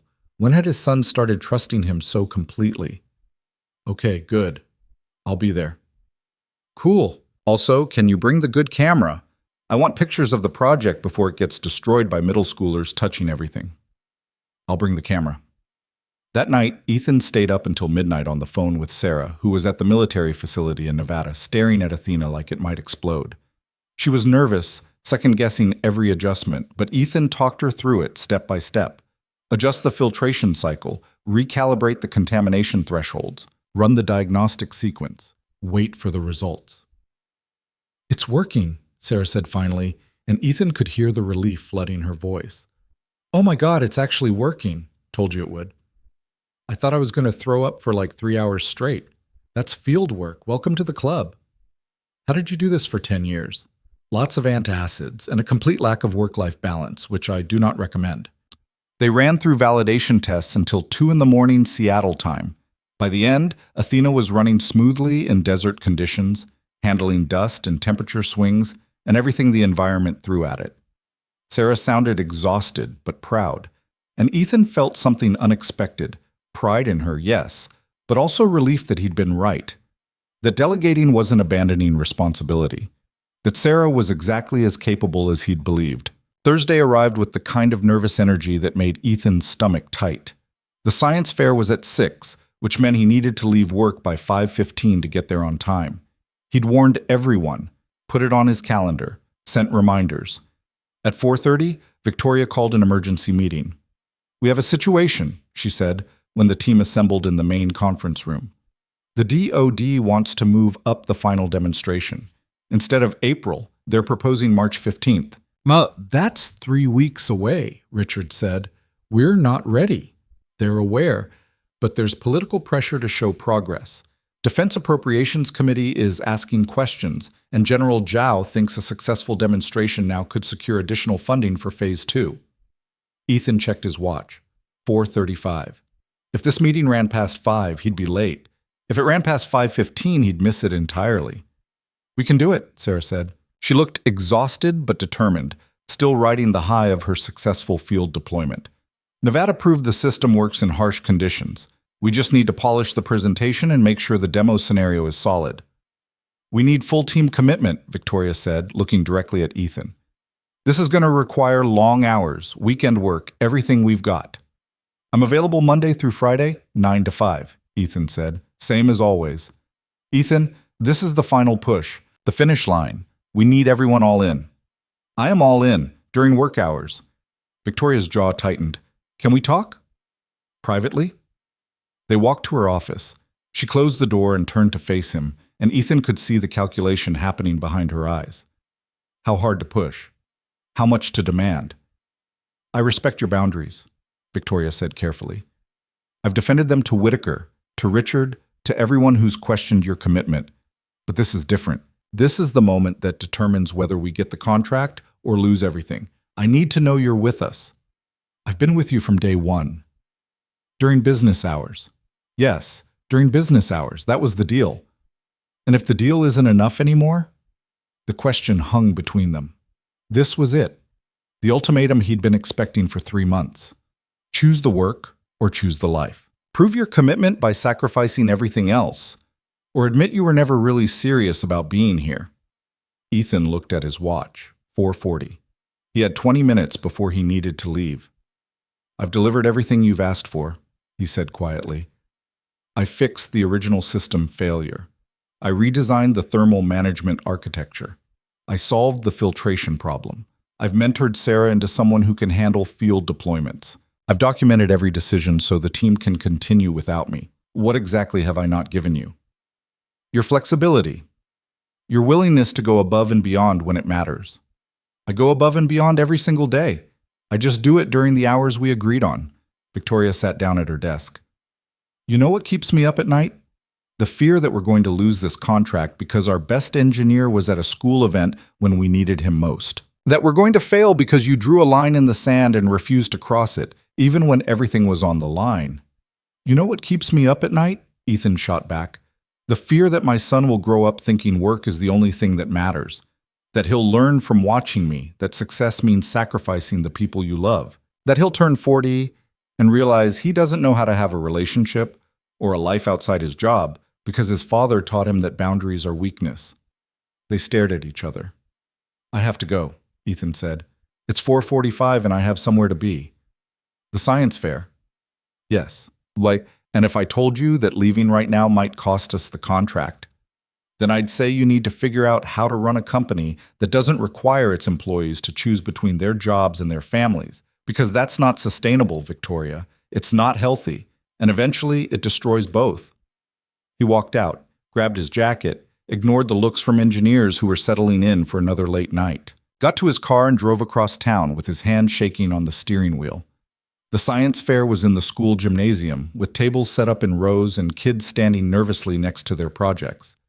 Ethan found Marcus in the 3rd row, arranging his water filtration model with the precise focus of someone who'd inherited his father's attention to detail.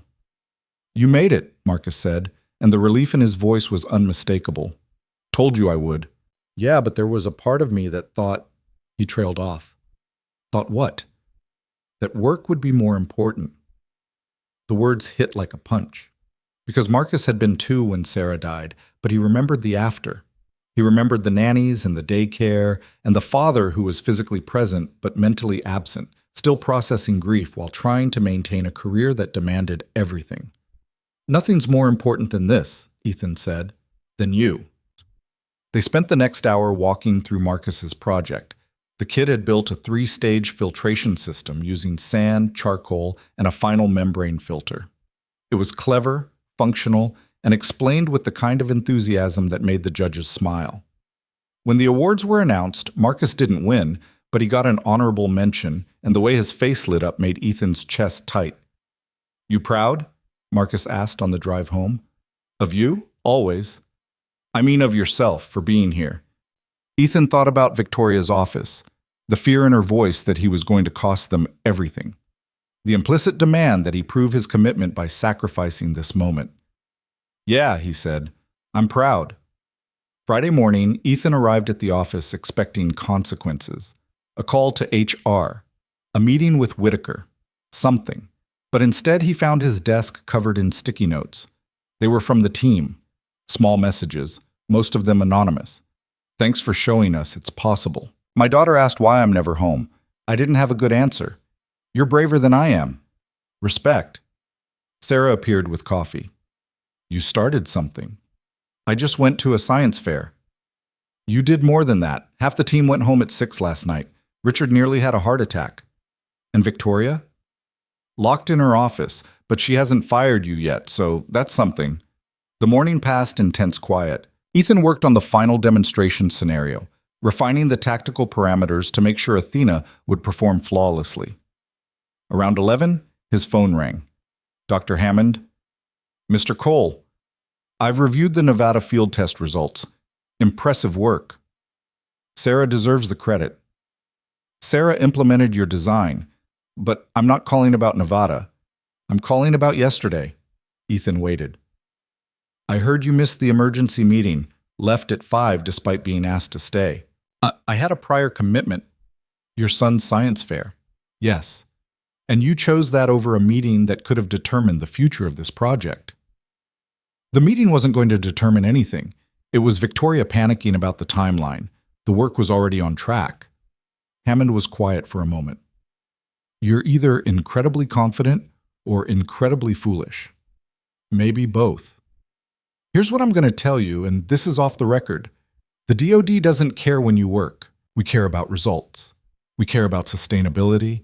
We care about teams that can deliver consistently without burning out and creating knowledge gaps when people inevitably quit." She paused. "What you're doing, it's unusual. It makes people uncomfortable, but it's also exactly what this industry needs. I'm not trying to change the industry. I'm just trying to do my job without destroying my life." "Sometimes those are the same thing. I'll be in touch." She hung up. Ethan sat there processing the conversation, trying to figure out if he'd just been praised or warned. At noon, Whitaker's assistant called. "Mr. Cole, Mr. Whitaker would like to see you, now if possible." The CEO's office felt different this time, less welcoming. Whitaker was standing by the window, hands clasped behind his back, looking out at the city. "Close the door," he said without turning around. Ethan did. "I've been running this company for 12 years, Whitaker said. "Built it from 30 people in a rented office to 800 employees across 3 states. Won contracts that people said were impossible. Survived recessions, market crashes, technological shifts. You know how I did it?" "No, sir." "By demanding excellence. By building a culture where people push themselves to their absolute limits because they believe in what we're doing. By creating an environment where the work matters more than comfort." He turned to face Ethan. "And then you show up. A janitor who turns out to be a genius. Someone who can solve in hours what takes my team weeks. And you do it while working 9 to 5 like you're manning a cash register at a grocery store. I've delivered results. You've delivered exceptional results. That's not the issue." Whitaker sat down. "The issue is that you're destabilizing the culture. Engineers are leaving on time, questioning the long hours, asking why they have to sacrifice their personal lives when you apparently don't. Good. Excuse me? Good that they're questioning it, because the culture you built is burning people out. You've got talented engineers who leave after 2 years because they can't sustain the pace. You've got people who get divorced, develop health problems, lose relationships with their kids, all because you've convinced them that's what excellence requires. Whitaker's expression was unreadable. And you think you know better? I think I know what it costs. I paid the price once, and I'm not paying it again. So what do you want, Cole? You want me to transform this entire company to accommodate your lifestyle? I want you to realize that productivity isn't measured in hours, that sustainable performance beats burnout every time, that you can have excellence without requiring people to destroy themselves. They stared at each other. Finally, Whitaker smiled. It wasn't warm, but it was something. You've got nerve. I'll give you that. Is that a compliment or a termination? It's an observation. Here's the deal. You deliver this final demonstration flawlessly. You prove that your approach actually works at scale. And then you and I are going to have a very serious conversation about the future of this company. And if I don't deliver, then you'll have proven that boundaries and excellence are incompatible, and we'll both know where we stand. Ethan walked out of the office with his heart pounding. The gauntlet had been thrown down. Deliver or prove everyone right who'd ever said his approach wouldn't work.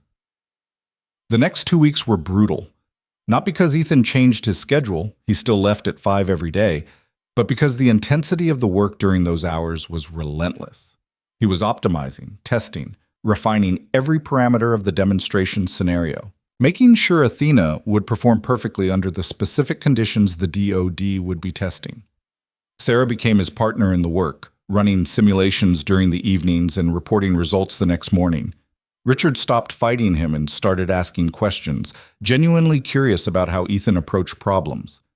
Even Victoria seemed to soften, or at least accept that this was how things were going to be. The team started changing too, slowly, incrementally. More people leaving at reasonable hours.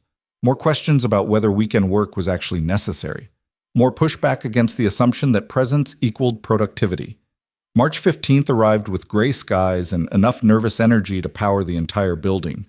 The DoD delegation was larger this time.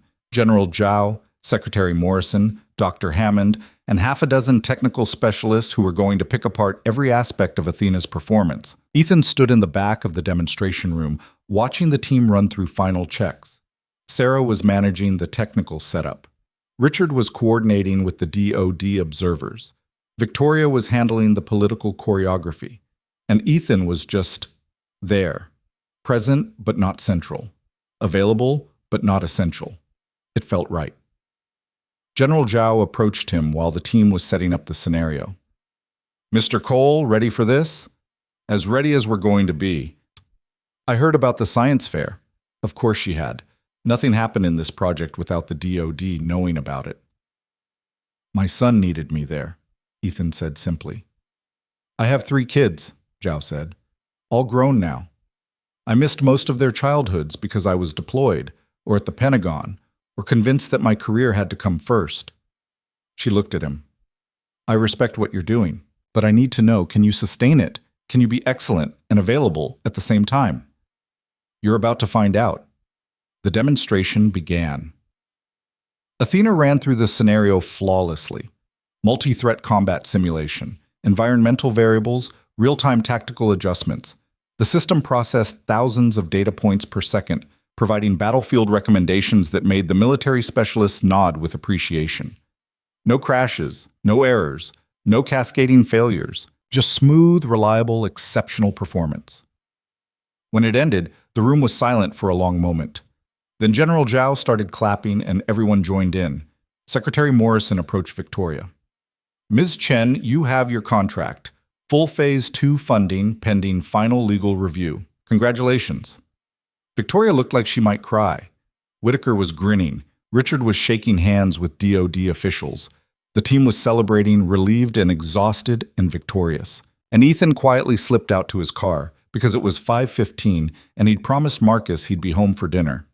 His phone buzzed before he made it to the parking lot. A text from Sarah. "We did it. Thank you for believing I could handle Nevada. Changed my life." Then Victoria. "You were right about all of it. Let's talk Monday." Then surprisingly, Richard. "Good work, Cole.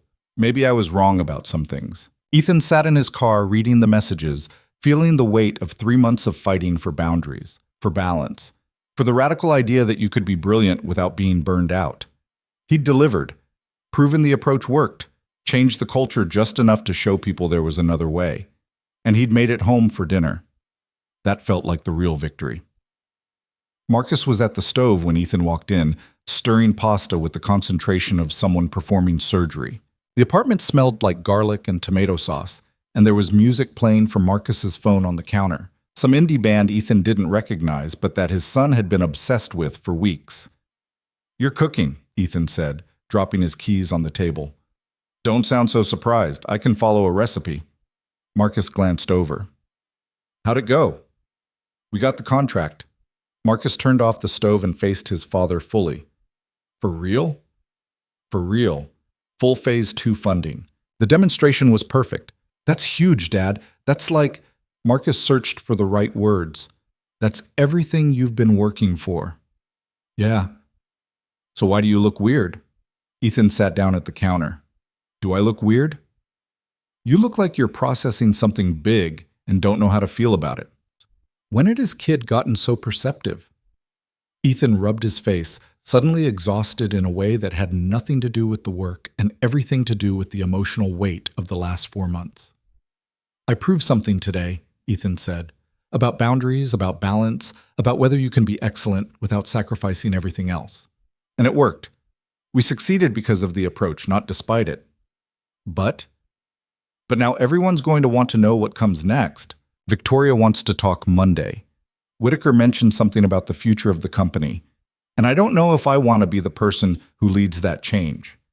Marcus drained the pasta, dividing it between 2 bowls with the efficiency of someone who'd been managing dinner on his own for years. "What do you want?" "Honestly, I want to keep doing what I'm doing. Engineering work that matters, time with you, a life that feels sustainable. I don't want to be a crusader for work-life balance. I just want to exist without having to justify my choices every day." "Then tell them that." "It's not that simple." "Why not?" Marcus brought the bowls to the counter. "Dad, you literally just saved a $100 million project while working 9 to 5 and going to my science fair. You proved your point. Now you get to decide what you do with it." They ate in comfortable silence for a while. The pasta was good, not great, but good. And Ethan made a mental note to teach Marcus about salt ratios. Outside, rain started pattering against the windows, and the apartment felt warm and safe and exactly like home should feel. "Can I ask you something?" Marcus said eventually. "Always." "Do you miss it? The old way, I mean. Being the guy who worked all night and solved impossible problems and was, like, legendary or whatever." Ethan thought about it. The late nights at Lockheed, the adrenaline rush of cracking a problem nobody else could solve, the identity that came with being the smartest person in the room. He'd loved it once, needed it even, but that was before he understood what it cost. "I miss parts of it," he admitted, "the intensity, the focus, but I don't miss what it did to me, what it did to us, to your mom and me. I was brilliant at work and absent everywhere else, and that's not sustainable. It's not a life." "Yeah, but you're different now. You proved you can do both." "Maybe. Or maybe I just found a different balance that works for this phase of life." Marcus twirled pasta around his fork. "Mr. Patterson asked me the other day what you do, like for work. And I told him you're a senior systems architect on a defense contract, and he looked impressed, which was weird because usually teachers don't care about that stuff." "And then I told him you also coached me through my science project and came to all my basketball games and we go climbing every other Sunday, and he said that sounded like I was lucky." "You are lucky. You got my good looks and your mom's intelligence." "Dad, I'm serious." Ethan looked at his son, 14, perceptive, growing into someone thoughtful and kind and capable of seeing what mattered. "I'm the lucky one, Marcus. You remind me every day why I made the choices I did." They cleaned up dinner together, falling into the rhythm they'd developed over the years. Marcus washed, Ethan dried. The radio played. Rain continued against the windows. It was aggressively normal, and Ethan realized that was exactly what he wanted. Not dramatic, not revolutionary, just sustainable. Monday morning arrived with an email from Victoria. "My office, 9 a.m. Whitaker will be joining us." Ethan showed up at 9 sharp. Victoria and Whitaker were already there, along with someone Ethan didn't recognize. A woman in her 60s with silver hair and the kind of presence that suggested she'd spent a career making important decisions. Ethan Cole, meet Linda Brennan, Whitaker said. She's on our board of directors. Former VP at Boeing, 20 years consulting for defense contractors. She wanted to meet you. Brennan extended her hand. Mr. Cole, I've been reviewing your work on Athena. Impressive doesn't begin to cover it. Thank you. I'm particularly interested in your methodology, the way you've structured your involvement, fixed hours, clear boundaries, emphasis on documentation and knowledge transfer. It's unusual. It's necessary. For you or for everyone? The question was pointed, testing. Ethan could feel all three of them watching him, waiting to see how he'd answer. For anyone who wants a career that lasts longer than a few years without burning out, Ethan said. The industry has a retention problem because we treat people like machines. We assume that more hours equals better results, and we ignore the data that says the opposite. Brennan smiled. I like him. He's direct. That's one word for it, Whitaker said, but there was amusement in his voice. Victoria pulled up a presentation on her monitor. Ethan, we want to talk to you about something. The Athena success has generated interest from other divisions. We're getting requests for your involvement on 3 separate projects. Advanced robotics, autonomous systems, next-generation communications architecture. I'm one person. Exactly, which is why we're proposing something different. She clicked to the next slide. We want to create a new division. Advanced systems integration, you'd lead it. Build a team using your approach, sustainable hours, emphasis on mentorship, focus on results over presence. Ethan stared at the slide. It was a complete organizational chart, budget projections, staffing plans. They'd clearly been working on this for a while. This is a VP position, he said slowly. Yes. I told you I don't want to lead a culture change. And we're not asking you to change the culture, Brennan said. We're asking you to build an alternative. Prove that your approach scales. If it works, other divisions will follow. If it doesn't, at least we tried something different. Whitaker leaned forward. Here's what I've learned in the last 4 months. You're right about burnout. I've been losing talented people because they can't sustain the pace. Exit interviews say the same thing. Great work, terrible balance, something's got to give. I've been treating that as a necessary cost of excellence. But watching you deliver Athena while maintaining boundaries made me question that assumption. So, this is an experiment, Ethan said. Everything's an experiment until it's proven. But yes, we give you resources, autonomy, and the authority to hire and manage your way. You deliver results. We see if sustainable excellence is actually possible at scale. Victoria pulled up another slide. We're proposing a team of 12 to start. You'd have input on every hire. Budget for tools, training, whatever you need, reporting structure that gives you direct access to the executive team. And if it fails, then we learn something valuable and adjust accordingly, Brennan said. But Ethan, based on what I've seen, I don't think it's going to fail. The offer was tempting. More than tempting, it was validation, opportunity, a chance to prove that the last 4 months weren't a fluke. But it was also risk, more responsibility, more visibility, more ways to screw up. I need to think about it, Ethan said. Fair enough. We need an answer by Friday. Ethan spent the rest of the day in a fog, mechanically working through tasks while his brain processed the implications. A VP position, leading a division, building a team from scratch. It was everything he might have wanted 15 years ago, and everything that terrified him now. Sarah found him at lunch, sitting in the break room, staring at a sandwich he hadn't touched. You okay? You look like someone just offered you $1 million and you don't know if it's real. Close. They offered me a VP position. What? Sarah's voice went up an octave. That's incredible. You're taking it, right? I don't know. How do you not know? This is what you've been building toward. Is it? Because I thought I was just trying to do good work and go home at a reasonable hour. I wasn't trying to start a movement. Sarah sat down across from him. Ethan, do you know what you've done for me? Before you got here, I was working 80-hour weeks, living on energy drinks, convinced that's what it took to be good at this job. I was miserable. I hadn't seen my family in months. I was dating someone and I ended it because I didn't have time for a relationship. Sarah, And then you showed up and just existed differently. You worked hard, but you left on time.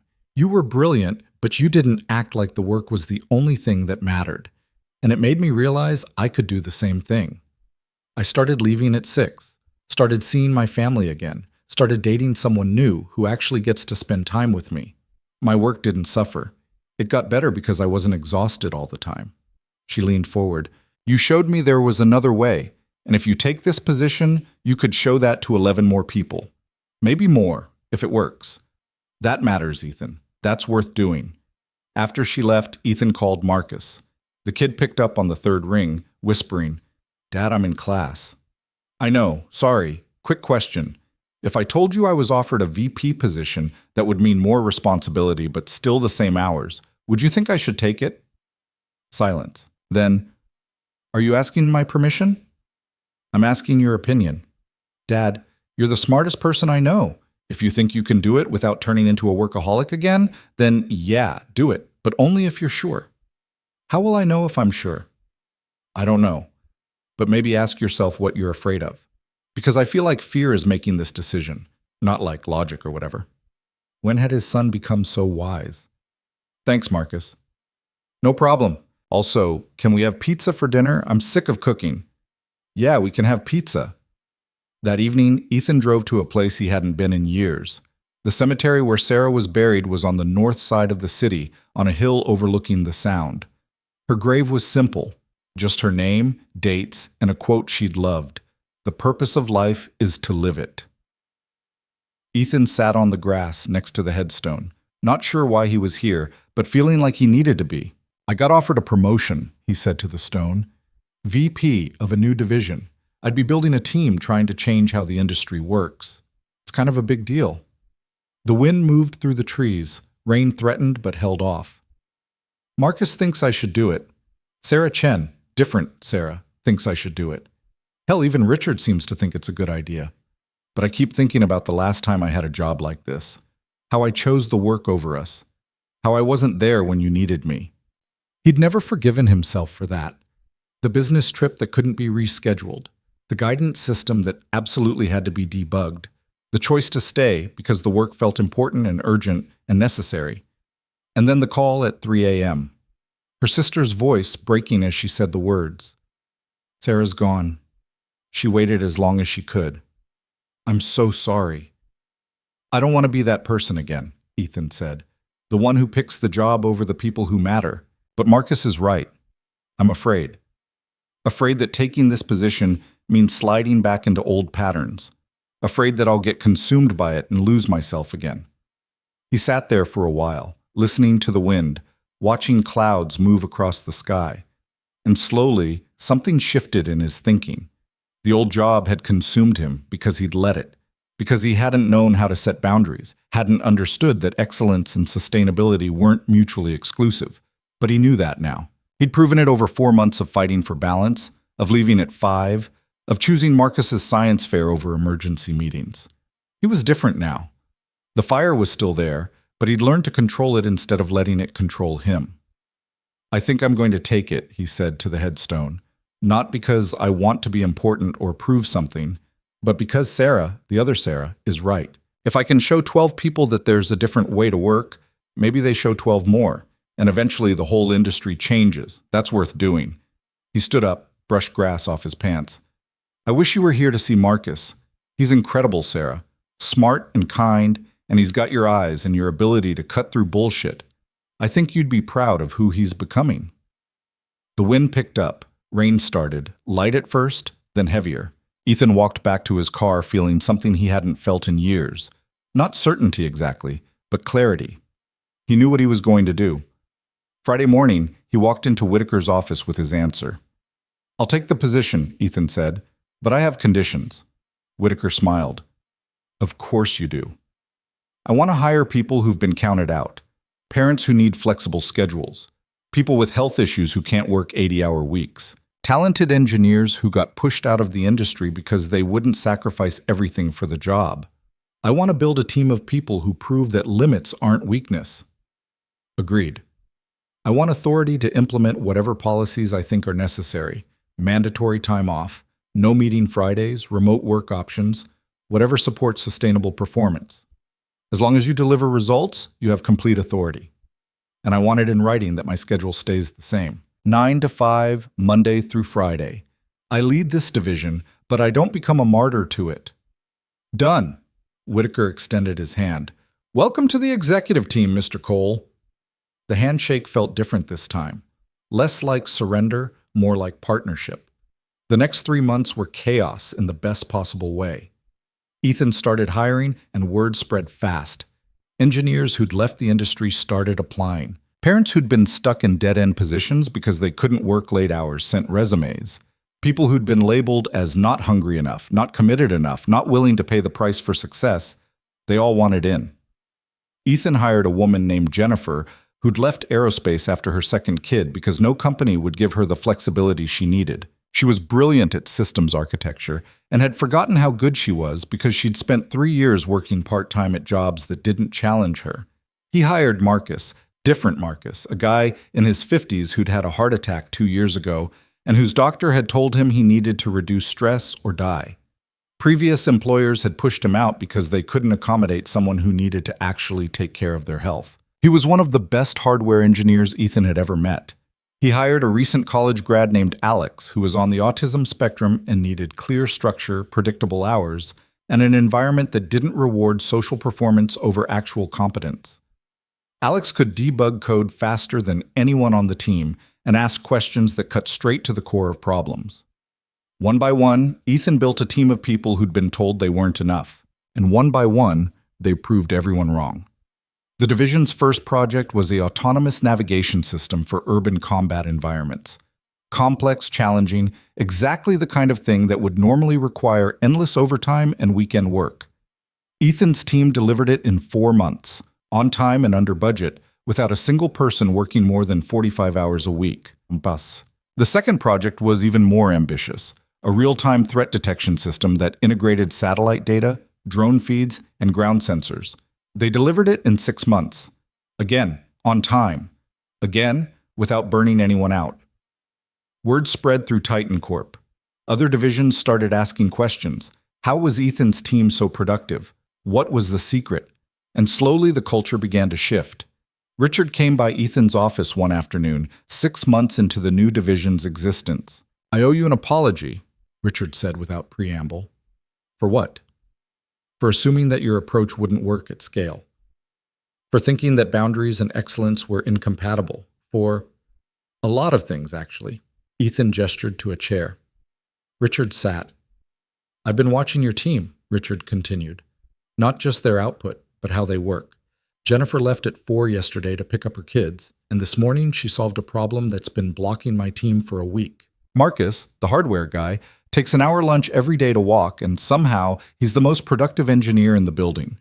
It doesn't make sense according to everything I thought I knew about how this industry works. It makes perfect sense if you understand that people aren't machines. They need rest, recovery, lives outside work. When you give them that, they bring their best selves to the job instead of their exhausted, resentful selves. Richard was quiet for a moment. I've been thinking about trying it. The boundaries thing. My wife mentioned that she barely recognizes me anymore. My kids call me the weekend dad because that's the only time I'm actually present, and I keep telling myself it's temporary, that once we finish this project or close that contract, things will get better. But they never do. So change it. Just like that? Why not? Start leaving at 6 instead of 8. Take Saturdays off, see what happens. And if my performance suffers, it won't. Or if it does temporarily, it'll recover once you're actually rested. But Richard, you've been running on empty for how long? 10 years, maybe more. Then what do you have to lose? Richard left looking thoughtful. 2 weeks later, Ethan noticed him leaving at 6:30.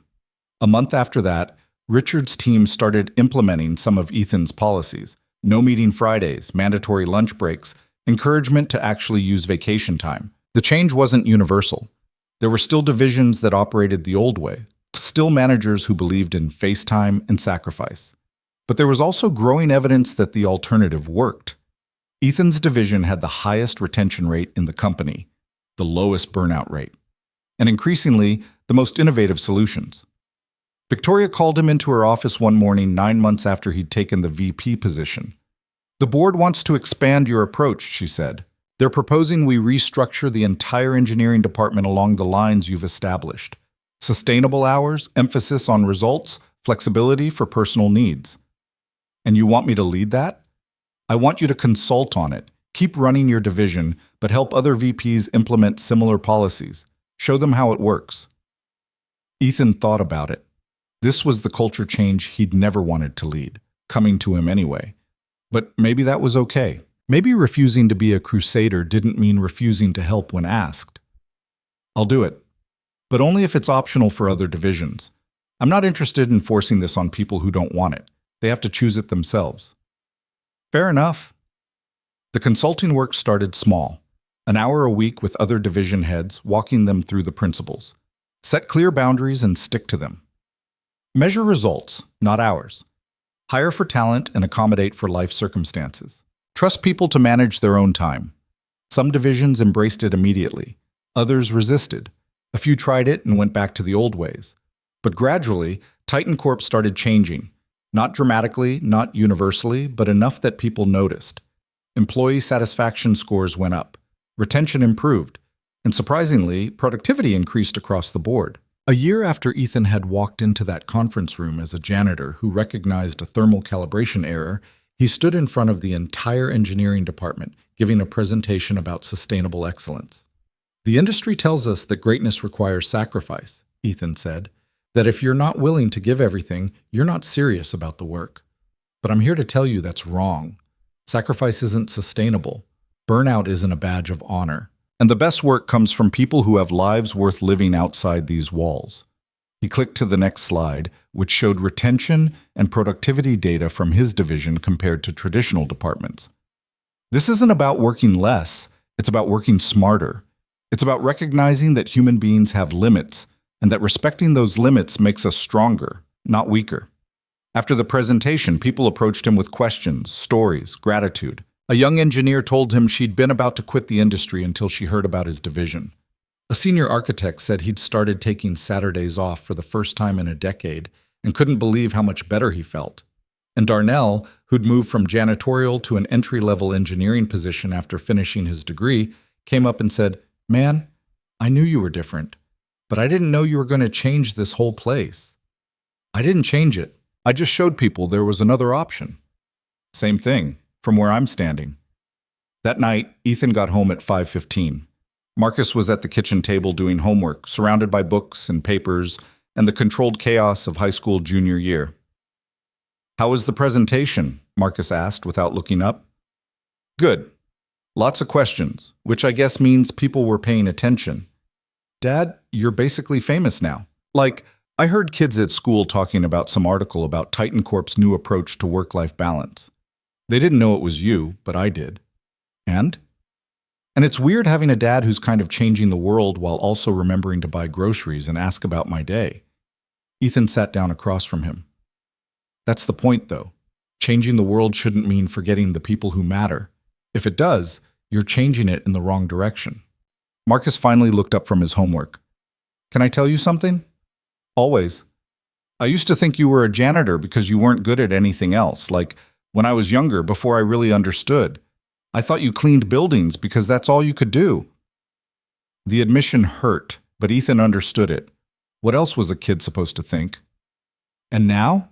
Ethan asked. "Now I know you were a janitor because you were being my dad. And that's actually way more impressive than being a genius engineer, even though you're also that." "Marcus, I'm serious. You gave up this whole career to raise me, and then, when you came back to it, you did it in a way that meant you didn't have to give me up. That's..." He struggled for words. "That's the kind of person I want to be, someone who figures out how to do important things without sacrificing the people they love." Ethan felt his throat tighten. "You're already that person, kid." They ordered Chinese food for dinner and ate, while Marcus talked about his college applications, about wanting to study environmental engineering, about being interested in systems that could help with climate change. Ethan listened and asked questions and felt grateful for this moment, this conversation, this life they'd built together. Later, after Marcus went to bed, Ethan stood by the window looking out at the city, lights spreading in every direction, all those buildings where people were making choices about how to spend their time, what to prioritize, how to measure success. He thought about the journey that had brought him here, the overnight shifts as a janitor, the moment he'd recognized that diagnostic error through a conference room window, the choice to speak up, to step forward, to risk exposing everything he'd buried. And then the harder choices, setting boundaries when everyone expected him to be flexible, leaving at 5 when the culture demanded endless hours, going to Marcus's science fair when work was screaming for his attention. Each choice had felt impossible in the moment. Each one had required him to believe that there was another way, that excellence and balance weren't mutually exclusive. And somehow, improbably, he'd been right. His phone buzzed. A text from Sarah. 20 engineers just applied to transfer to your division. You're creating something special. Then Victoria. Board meeting next week. They want to talk about expanding your model company-wide. Thoughts? Then, surprisingly, General Zhao. Heard about your presentation. DoD is interested in discussing sustainable performance standards for defense contractors. Available for a call? Ethan looked at the messages and smiled. This was bigger than him now. Bigger than Titan Corp. The idea that people deserved to have lives while doing excellent work, it was spreading, taking root, growing into something he hadn't planned but couldn't stop. And that was okay.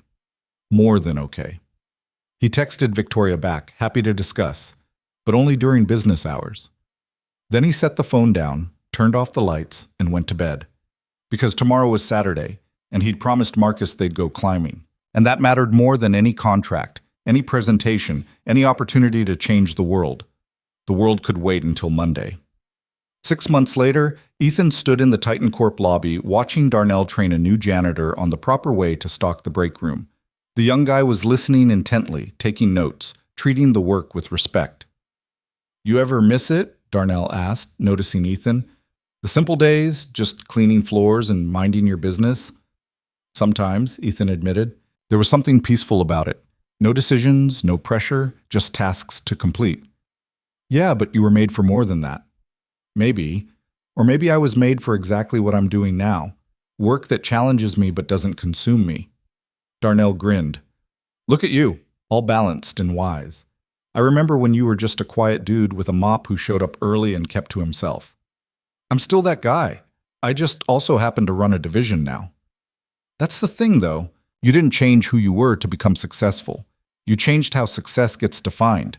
That's bigger. After Darnell left, Ethan walked through the building, taking the long route back to his office. He passed the break room where he used to restock coffee, the conference room where he'd first seen that diagnostic error, the executive floor where he'd felt invisible for 18 months. Nothing had really changed about the physical space, but everything had changed about his relationship to it. He wasn't invisible anymore, but he also wasn't consumed. He was just present, engaged with the work during work hours, engaged with his life during personal time. It sounded simple, but it had taken him 15 years and a complete career restart to figure out. Back at his office, Ethan found Jennifer waiting with a question about their current project. They worked through it together, her bringing the problem, him asking questions that helped her find her own solution. This was what leadership looked like now, not having all the answers, but creating space for other people to discover theirs. At 4:30, Jennifer packed up her things. Picking up the kids? Ethan asked. Yeah, then soccer practice, then dinner, then probably collapsing on the couch for an hour before bedtime routines start. Sounds exhausting. It is, but it's also my life, and I'm grateful I get to have it while also doing work I love. She paused at the door. Thank you, Ethan, for building a place where that's possible. Thank you for trusting it enough to try. At 5, Ethan shut down his computer and headed out. The elevator was crowded with other engineers leaving at reasonable hours, a sight that would have been unthinkable 2 years ago. He recognized most of them now, not just from his division, but from across the company.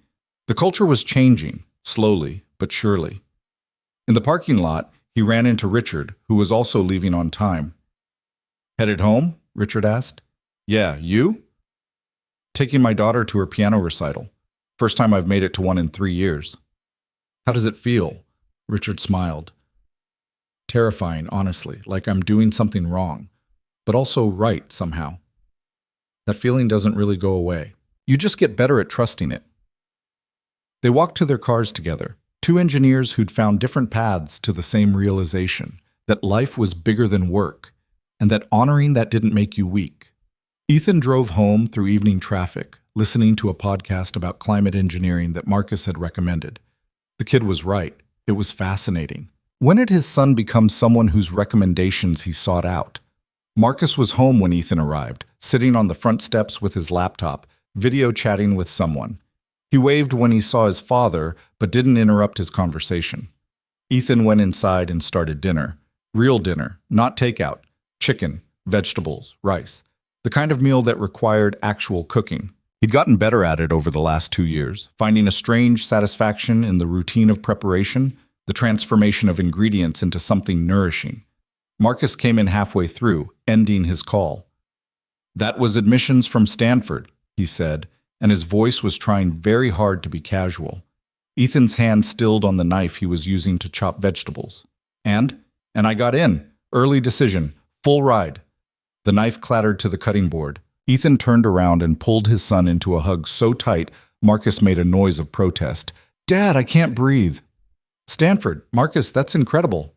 "I know, right? I mean, I applied thinking maybe I'd have a shot, but actually getting in..." He pulled back, grinning. "They specifically mentioned my essay about sustainable engineering and how my dad changed an entire corporate culture. So, thanks for being interesting. You did this. Your grades, your scores, your vision for what you want to do. Yeah, but you showed me it was possible to care about work without it taking over your life. That's what I wrote about. How you prove that excellence and balance aren't opposites." They finished making dinner together, Marcus chopping vegetables with more enthusiasm than skill, while he talked about Stanford's environmental engineering program, about research opportunities, about the future he was starting to imagine for himself. And Ethan listened and thought about how strange life was. How 2 years ago he had been a janitor hiding from his past, and now he was a VP raising a son who'd gotten into Stanford, leading a division that was changing how people thought about work. He hadn't planned any of it. He just made a series of small choices. Speak up, set boundaries, choose people over productivity, measure success differently. And somehow those small choices had added up to a life that felt sustainable, meaningful, whole. After dinner, Marcus went to call his friends with the Stanford news. Ethan cleaned up the kitchen and thought about calling Victoria to let her know he'd need to take a day off in the fall to move Marcus to campus. She'd understand. The whole company would understand now, because that's what they'd built together, a place where life events mattered, where people were encouraged to be present for the moments that defined them. His phone rang. General Zhao. "Mr. Cole, I hope I'm not interrupting your evening. Just finished dinner. What can I do for you, General? I wanted to give you advance notice. The DoD is launching an initiative around sustainable performance in defense contracting, work-life integration, mental health support, retention strategies. We're basing a lot of it on what you've built at Titan Corp. That's significant." "It is. And we want you involved. Not full-time, I understand your boundaries. But consulting, presenting at conferences, helping other contractors understand the model. Are you interested?" Ethan thought about it. More visibility, more influence, more opportunities to spread the idea that people deserved better, but also more demands on his time, more pressure, more ways to slide back into old patterns. "I'm interested," he said carefully, "but only if it can happen within my current schedule. I'm not expanding my hours, even for the DoD. "Understood. We'll work around your constraints. Mr. Cole, what you've proven, that excellence doesn't require sacrifice. That matters to us. We're losing too many talented people to burn out. If your approach can help us retain them, it's worth accommodating your schedule." After the call ended, Ethan sat on the couch thinking about how far he'd come. From a janitor who just wanted to survive until his next paycheck, to an engineer proving that balance was possible, to someone whose ideas were influencing defense industry policy. It felt surreal, but also earned. Marcus appeared in the doorway. "You okay? You look like you're processing something big again." "DoD wants me to consult on their new work-life initiative." "That's awesome, Dad. You're basically changing the entire defense industry now. I'm just showing people there's another option. Yeah, but that's huge. Most people don't even realize there are other options until someone proves it's possible. Marcus sat down next to him. Can I ask you something? Always. Do you ever regret it? Walking away from aerospace the first time, I mean. You were on track to be like a legend, and then you gave it all up to raise me. Ethan looked at his son, 17 now, on the verge of adulthood, already so much his own person. Smart, thoughtful, kind in ways that had nothing to do with Ethan and everything to do with who Marcus had chosen to become. Not for a second, Ethan said. You want to know what I regret? I regret that it took me so long to realize I could have both, that I spent years thinking it was either career or family, when really it was about building a life where both could coexist. But you figured it out eventually. Yeah, I did. They sat in comfortable silence for a while, just being together. Outside, the city lights flickered on as evening settled in. Tomorrow, Ethan would go back to work, continue building his division, keep proving that sustainable excellence was possible. But tonight, he was just here, present with his son in the life they'd built together. His phone buzzed one more time. A message from Sarah. Team just delivered the autonomous navigation project 2 weeks early. Everyone left at 5 today and we're still crushing it. Thank you for showing us this was possible. Ethan smiled and put the phone away. He'd shown them it was possible, yes, but they'd done the work. They'd believed in the approach and made it real. All he'd done was give them permission to try. That, he was realizing, was enough. More than enough. In the end, Ethan Cole's legacy wasn't the systems he designed or the contracts he saved. It was simpler and more profound than that. He'd proven that brilliance didn't require sacrifice, that excellence could be sustainable, that you could change the world without losing yourself in the process.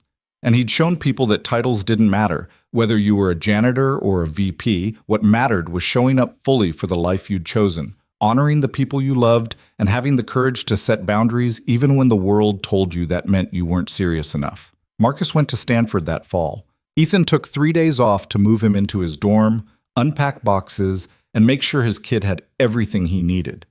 They said goodbye in the parking lot, both trying not to get emotional and both failing completely.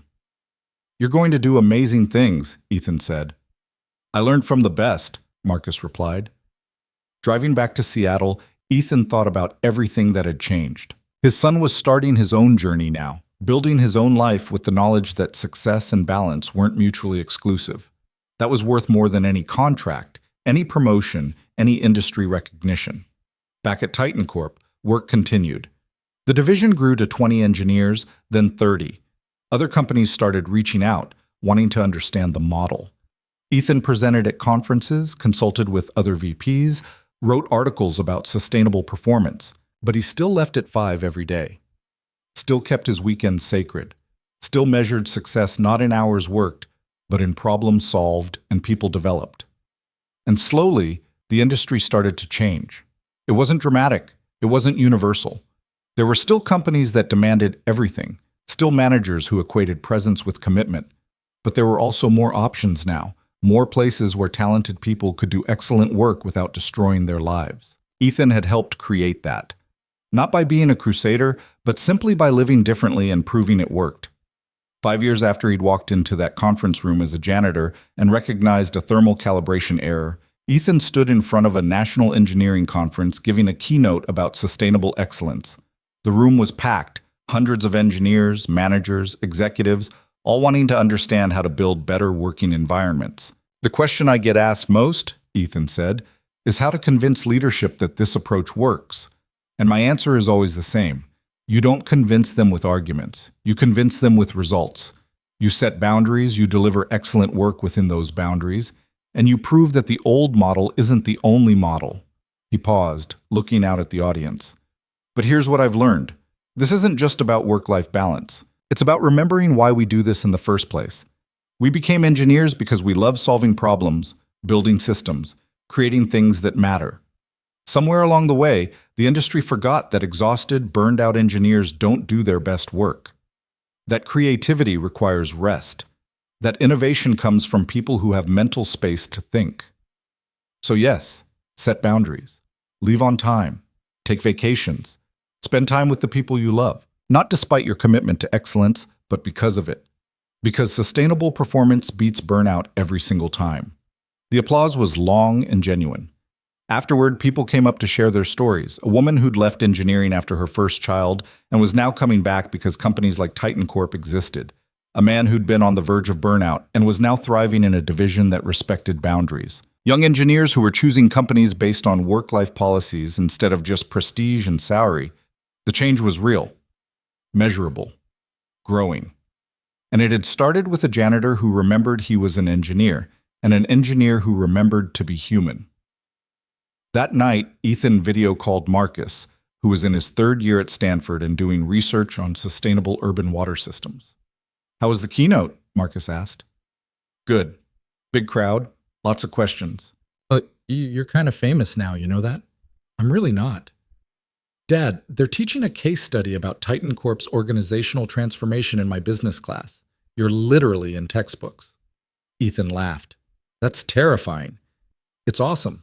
You changed how people think about work. That matters. After they hung up, Ethan sat in his quiet apartment thinking about the journey, from aerospace engineer to janitor to VP to industry influencer. None of it had been planned. All of it had been necessary. He thought about Sarah, Marcus's mom, and hoped she'd be proud of what they'd built, both the son they'd raised together for 2 brief years and the life Ethan had constructed from the wreckage of her loss.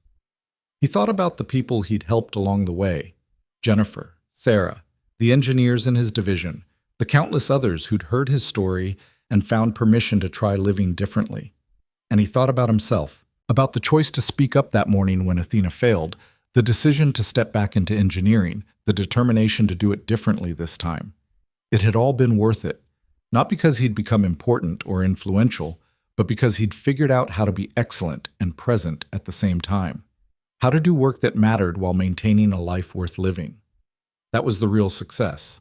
Not the contracts or the keynotes or the industry recognition, just the ability to look at his life and know that he'd made the right choices, honored the right priorities, become the person he'd hoped to be, a brilliant engineer, a present father, a human being who'd learned that sometimes the most revolutionary thing you could do was simply refuse to sacrifice everything, set boundaries with courage, and prove that there was another way.